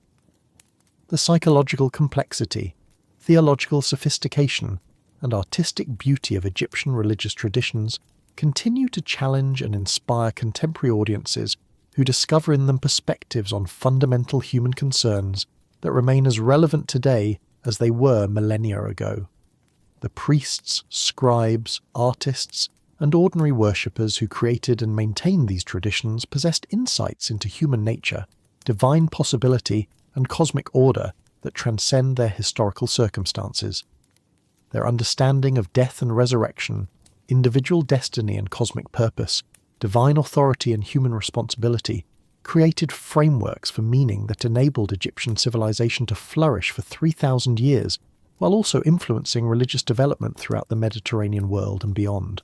The artistic achievements inspired by Egyptian religious devotion, from intimate household shrines to colossal temple complexes, demonstrate how spiritual insight can generate creative expression that transcends its original cultural context to speak to universal human experiences of beauty, meaning, and transcendence. The preservation of Egyptian religious practices across millennia of political upheaval, foreign conquest, and cultural change testifies to their success in addressing fundamental human needs that persist, regardless of changing external circumstances. Their eventual transformation, rather than simple disappearance, during the Christian and Islamic periods, demonstrates their continuing relevance even within different theological frameworks.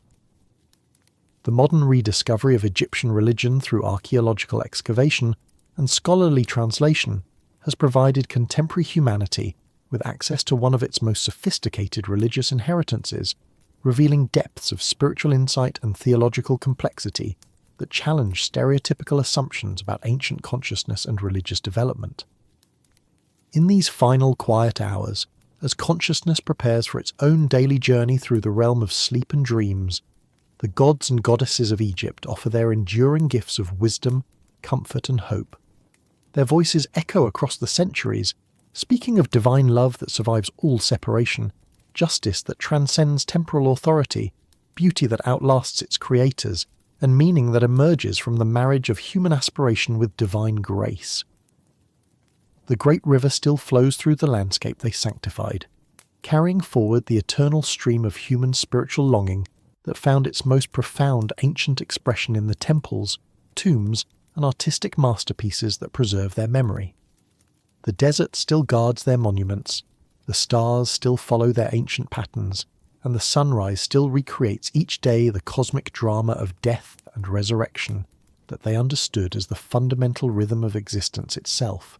Their most precious legacy is not any specific doctrine or practice they established, but their demonstration that religious consciousness can transform existence into meaning, limitation into transcendence, and mortality into participation in eternal realities.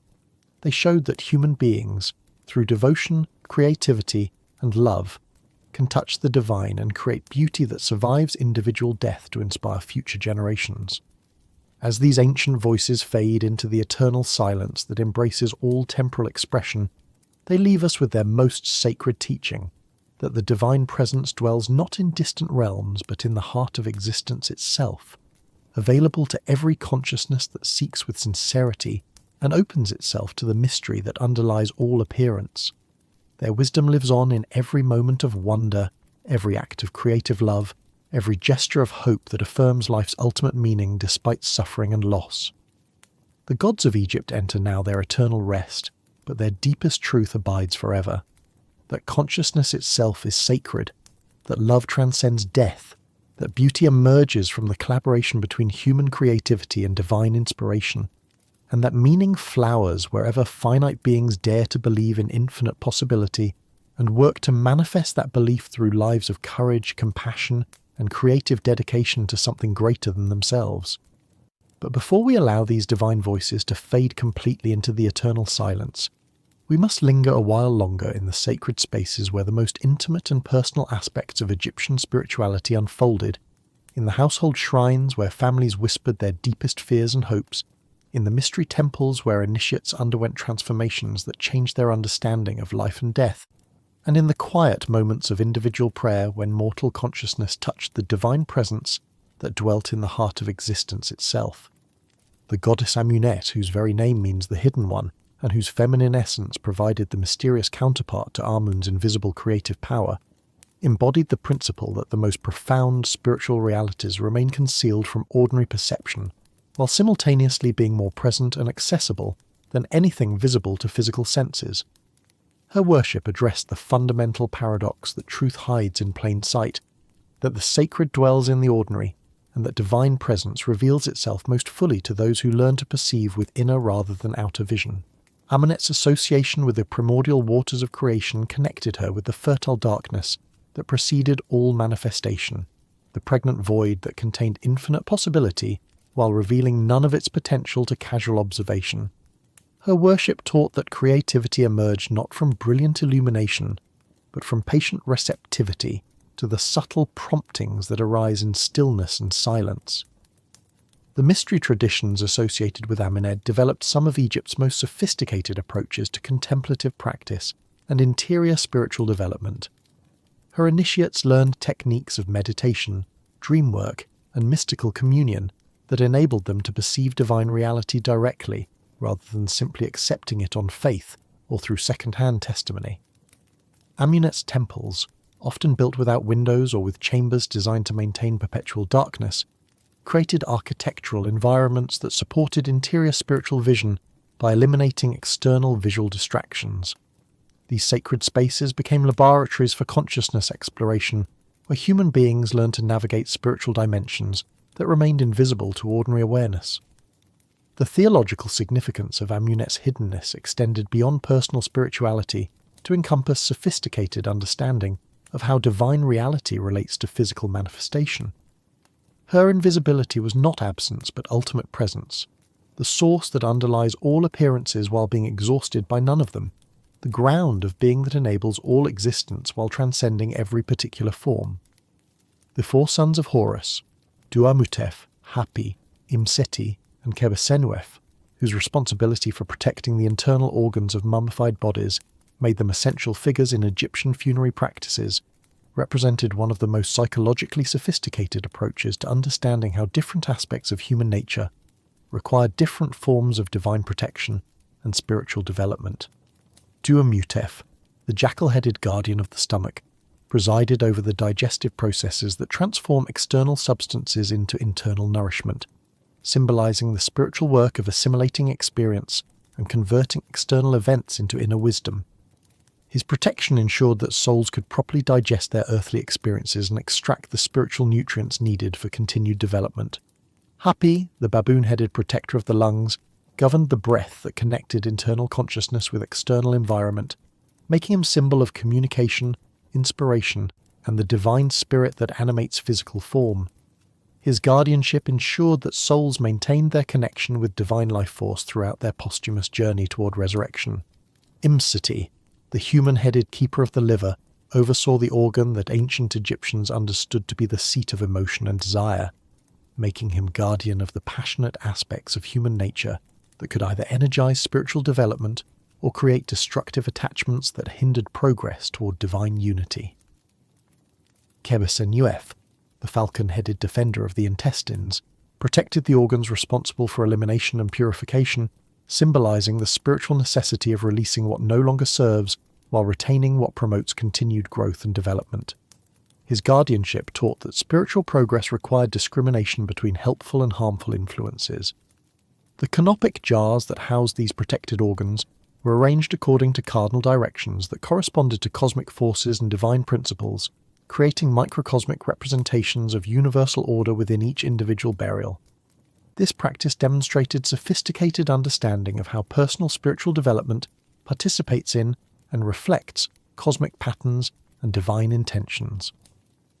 The regional festivals that celebrated local deities and their particular protective functions created rich tapestries of community identity and spiritual meaning that varied dramatically across Egypt's diverse geographical and cultural landscape.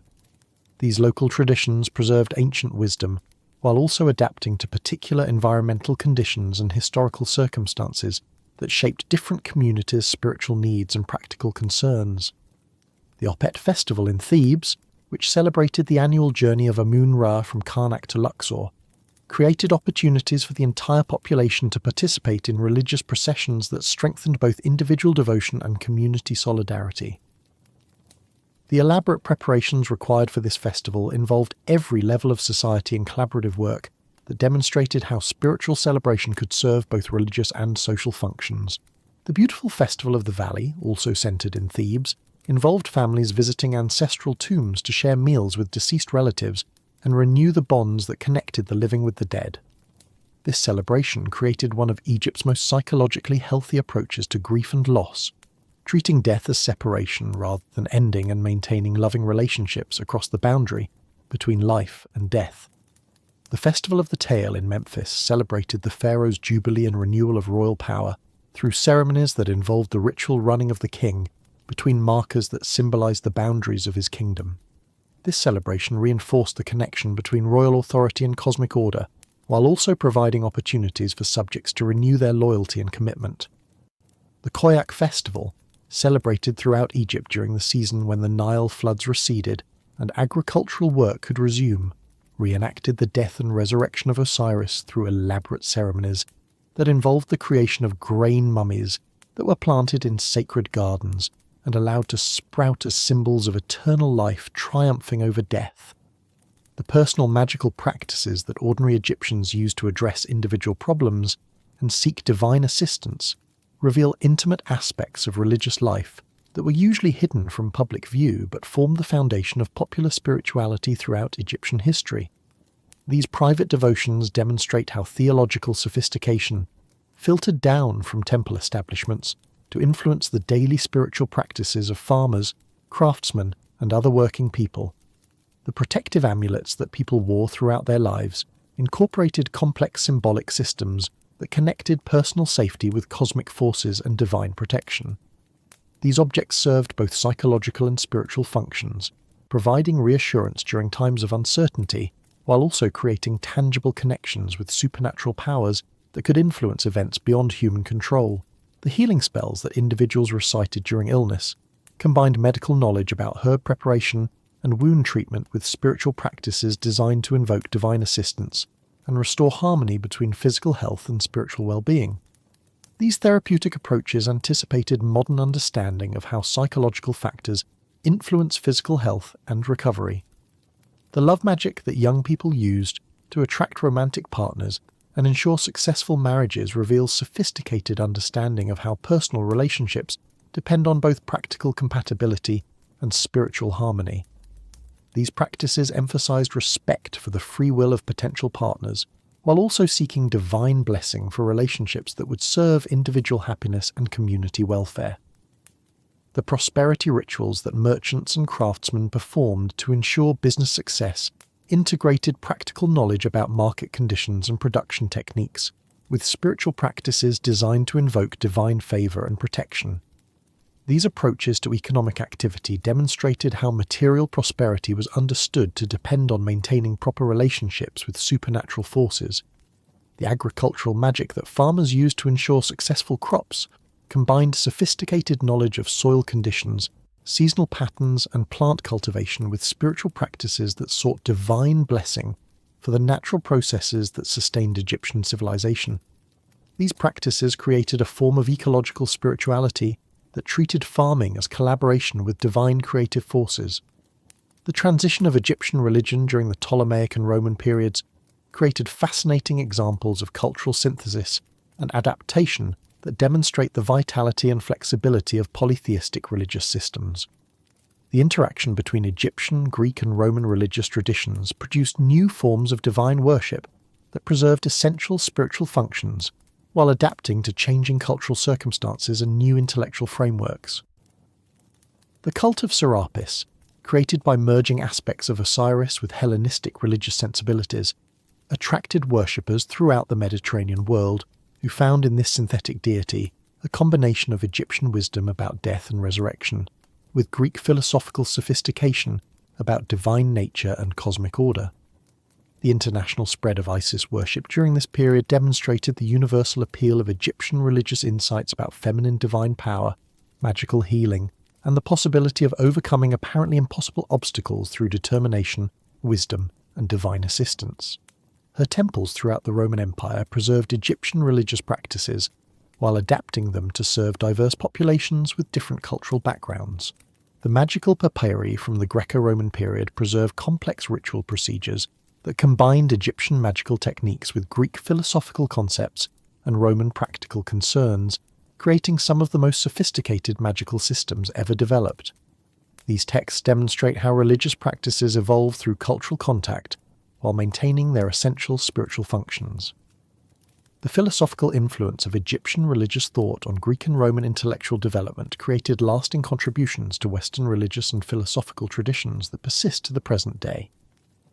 The Egyptian understanding of divine multiplicity, the relationship between consciousness and cosmic order, and the possibility of posthumous spiritual development influenced Platonic, Neoplatonic, and early Christian theological thinking.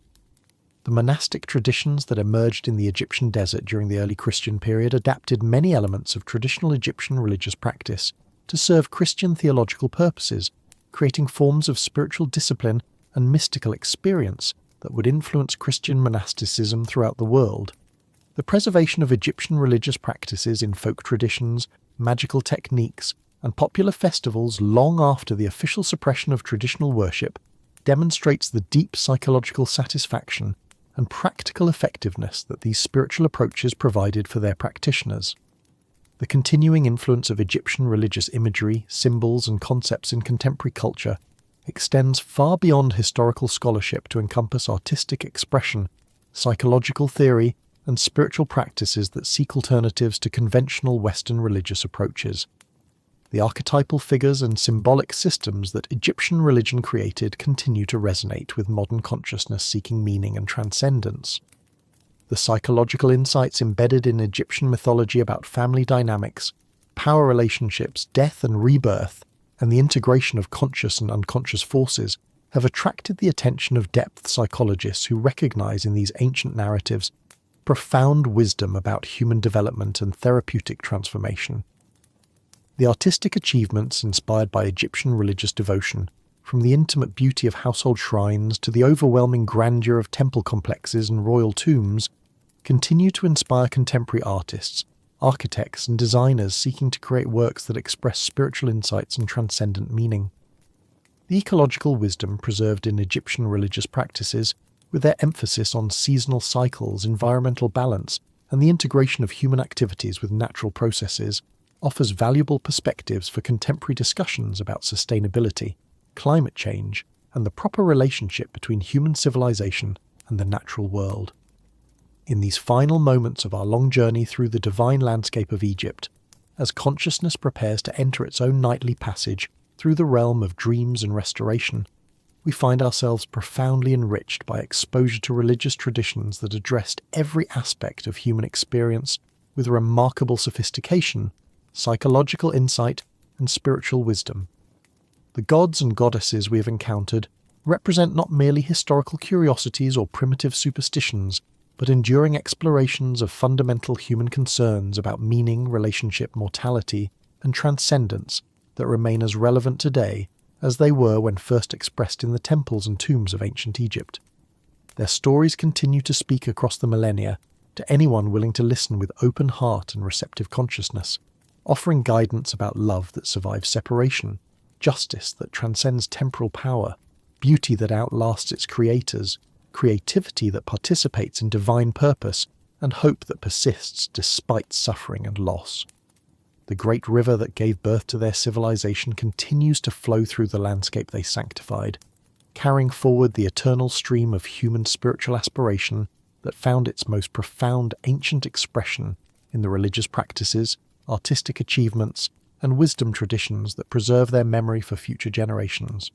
The desert that guards their monuments, the stars that follow their ancient patterns, and the sunrise that daily recreates the cosmic drama of death and resurrection, they understood as existence's fundamental rhythm, all continue to offer their silent testimony to the enduring truth these divine figures embodied. As these ancient voices fade into the eternal silence that embraces all temporal expression, they leave us with their most sacred gift, the understanding that divine presence dwells not in distant realms, but in the heart of existence itself, available to every consciousness that seeks with sincerity and opens itself to the mystery that underlies all appearance. Their wisdom lives on in every moment of wonder at existence's beauty, every act of creative love that brings new possibilities into being, every gesture of hope that affirms meaning despite temporary difficulties, and every choice to serve something greater than narrow self-interest. The gods of Egypt take their final rest now in the silence of eternity, but their deepest teaching remains eternally present, that consciousness participates in divine creativity, that love transcends every limitation including death itself, that beauty emerges wherever finite beings collaborate with infinite possibility, and that meaning flowers in any heart brave enough to believe that existence is sacred, and that every individual life has the potential to contribute something valuable to the ongoing creation of a more beautiful, more just, and more loving world. In the eternal twilight where all stories eventually find their rest, the divine voices of Egypt whisper their final blessing, that the light they kindled in human consciousness will never be extinguished, that the wisdom they preserved will continue to guide seekers in every generation, and that the love they embodied will continue to transform the world through every person who dares to believe that life has ultimate meaning, and that each individual existence matters in the grand symphony of cosmic becoming. Yet, as we stand at the threshold of farewell, the sacred landscape of Egypt seems to shimmer with additional presences, lesser-known divinities whose stories complete the vast mosaic of spiritual understanding that flourished along the Nile for 3 millennia.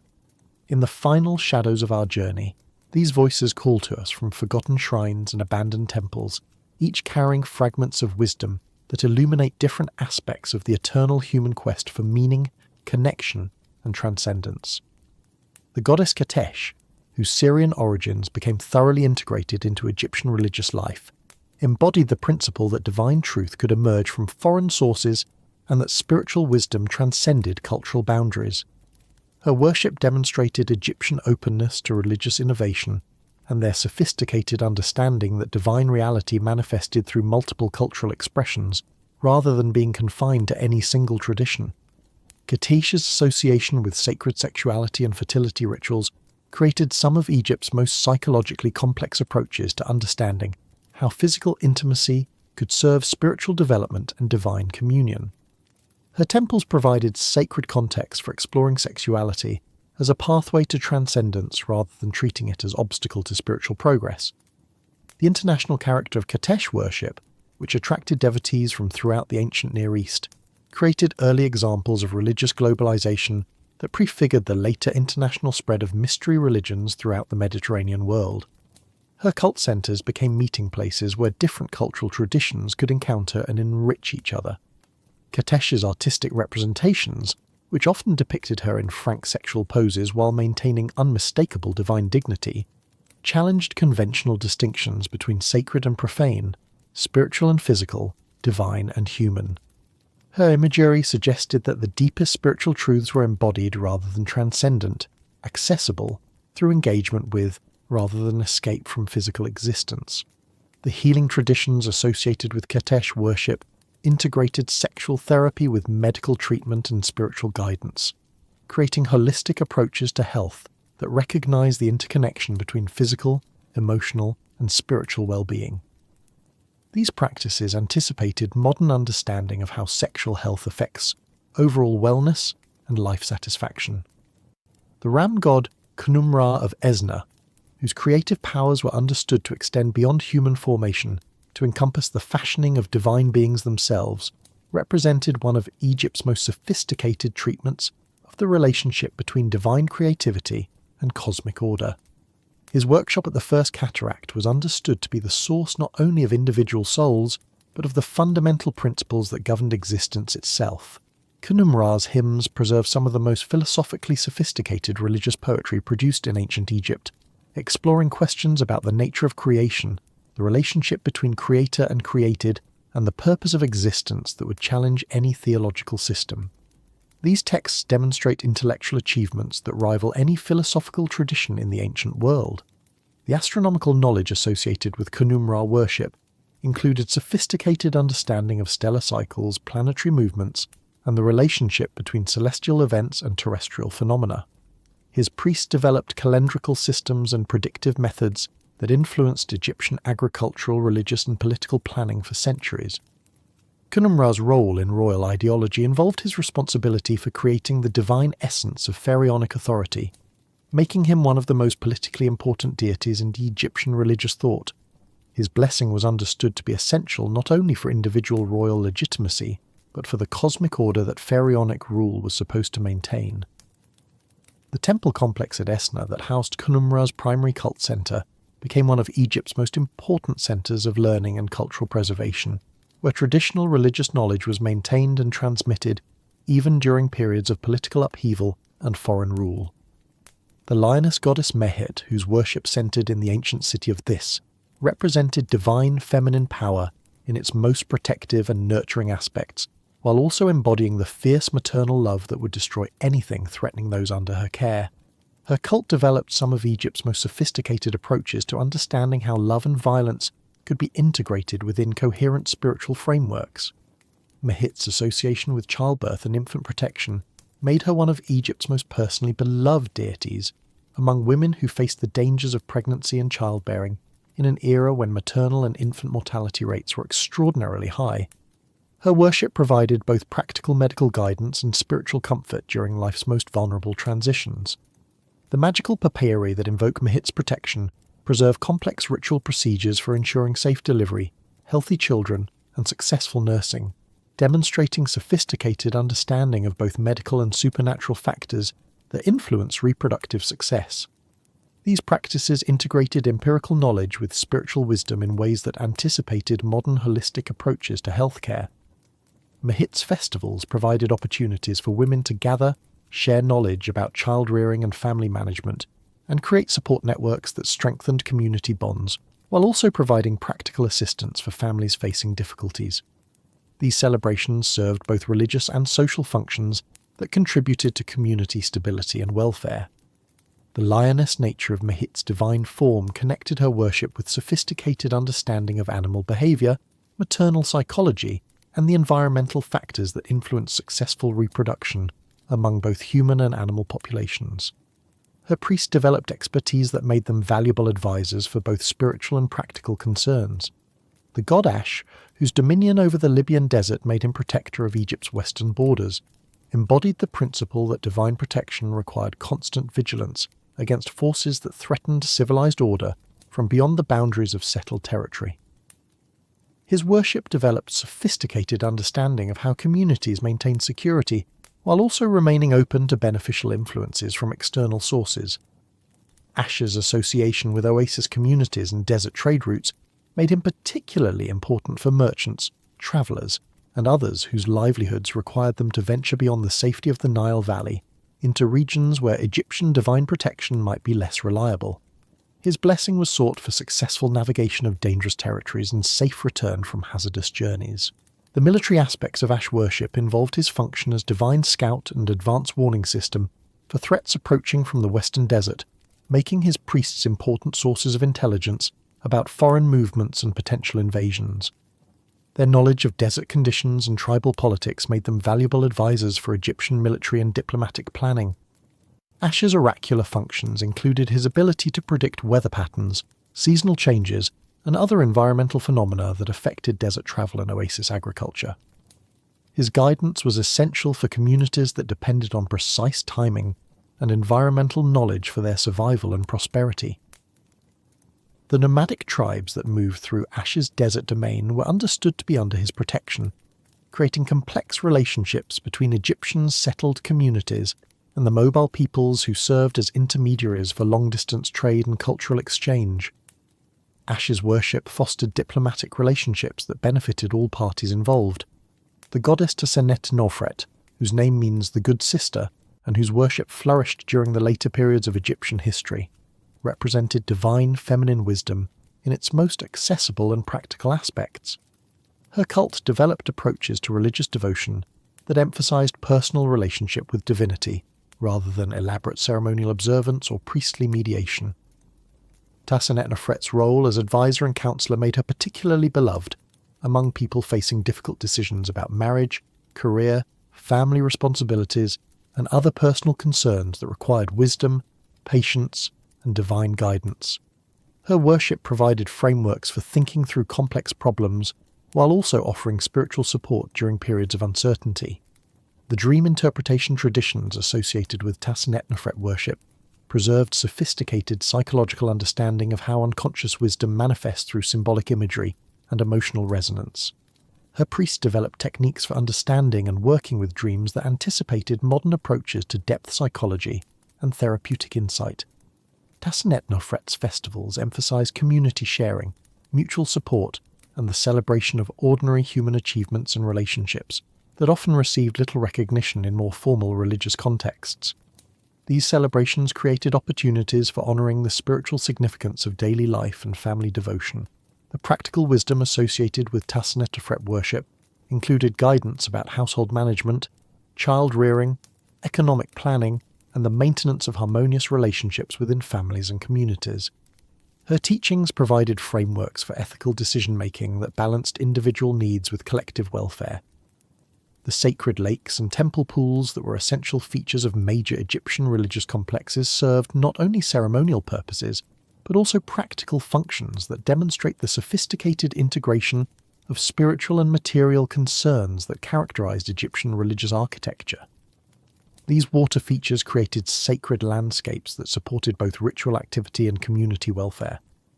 The Temple of Mut at Karnak featured a crescent-shaped sacred lake that was used for religious processions, ritual purification, and the ceremonial navigation of divine barks during major festivals. The construction and maintenance of this artificial lake required enormous resources and advanced engineering skills that testified to the community's commitment to creating environments worthy of divine habitation. The temple pools served as breeding grounds for the sacred fish, birds, and other animals that played important roles in religious ceremonies and divination practices. These artificially maintained ecosystems required sophisticated understanding of aquatic biology and environmental management that made temple priests important repositories of scientific knowledge. The purification rituals that were performed in temple pools involved complex procedures for spiritual cleansing that prepared participants for divine encounter and religious service. These practices integrated physical hygiene with psychological preparation and spiritual transformation in ways that recognized the interconnection between bodily, mental, and spiritual health. The economic dimensions of temple lake management included the fish farming, waterfowl breeding, and aquatic plant cultivation that provided both religious materials and commercial products that helped support temple operations and community welfare. These activities created economic opportunities while also serving religious purposes. The acoustic properties of temple pools and their surrounding architecture were carefully designed to enhance the musical and vocal performances that accompanied religious ceremonies, creating sound environments that supported both artistic expression and spiritual experience. These acoustic considerations influenced temple architecture throughout Egyptian history. The dream temples and healing centers that flourished throughout Egypt during the later periods created institutional frameworks for therapeutic religious practice that integrated medical treatment with spiritual healing and divine guidance. These establishments pioneered approaches to holistic healthcare that recognized the complex interactions between physical, psychological, and spiritual factors in illness and recovery. The incubation practices performed in dream temples involved elaborate procedures for inducing healing visions and divine communications that could provide both diagnostic insight and therapeutic guidance for patients seeking cure from various ailments. These practices required sophisticated understanding of how altered states of consciousness could facilitate healing and spiritual transformation. The medical libraries associated with healing temples preserved extensive collections of texts dealing with anatomy, pharmacology, surgical procedures, and therapeutic techniques that represented the accumulated medical knowledge of Egyptian civilization. These repositories made healing temples centers of medical education and research, as well as treatment facilities. The therapeutic communities that developed around healing temples provided ongoing support for patients dealing with chronic conditions, mental illness, and other health problems that required long-term care and social support. These communities created early examples of institutional healthcare that recognized the social dimensions of healing and recovery. The votive offerings left at healing temples by grateful patients provide valuable insights into both the medical conditions that afflicted ancient populations and the therapeutic approaches that people found effective. These archaeological materials create unique windows into the history of medicine and the lived experience of illness and healing in the ancient world. The scribal schools associated with major temples served not only educational functions, but also cultural preservation roles that ensured the continuity of Egyptian religious and intellectual traditions across centuries of political upheaval and foreign occupation. These institutions created the educated elites that enabled Egyptian civilization to maintain its distinctive character despite changing political circumstances.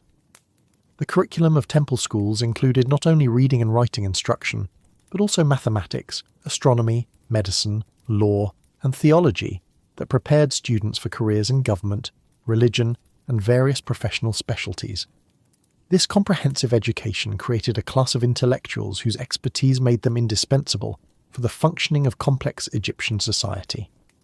The copying and preservation activities performed in temple schools ensured that important texts were maintained in multiple copies and transmitted across generations, creating one of history's most successful systems for cultural preservation and knowledge transmission. These efforts enabled Egyptian religious and intellectual traditions to survive periods of political disruption and foreign rule. The international students who came to Egyptian temple schools from throughout the ancient world created early examples of educational internationalism that facilitated cultural exchange and the spread of Egyptian knowledge and influence throughout the Mediterranean region and beyond. The research activities conducted in temple schools included original investigations in astronomy, mathematics, medicine, and other fields that produced new knowledge while also preserving traditional wisdom. These institutions combined educational and research functions in ways that anticipated the structure of modern universities and research centers. As we approach the ultimate conclusion of our extended journey through Egypt's divine landscape, we find ourselves overwhelmed by the richness, complexity, and enduring relevance of religious traditions that addressed every aspect of human existence with remarkable sophistication and spiritual insight. The gods and goddesses we have encountered represent humanity's most comprehensive ancient exploration of divine possibility and human potential. The theological complexity, psychological sophistication, and practical wisdom embedded in these traditions continue to offer valuable guidance for contemporary spiritual seeking, demonstrating how ancient wisdom can remain relevant across vast expanses of time and cultural change.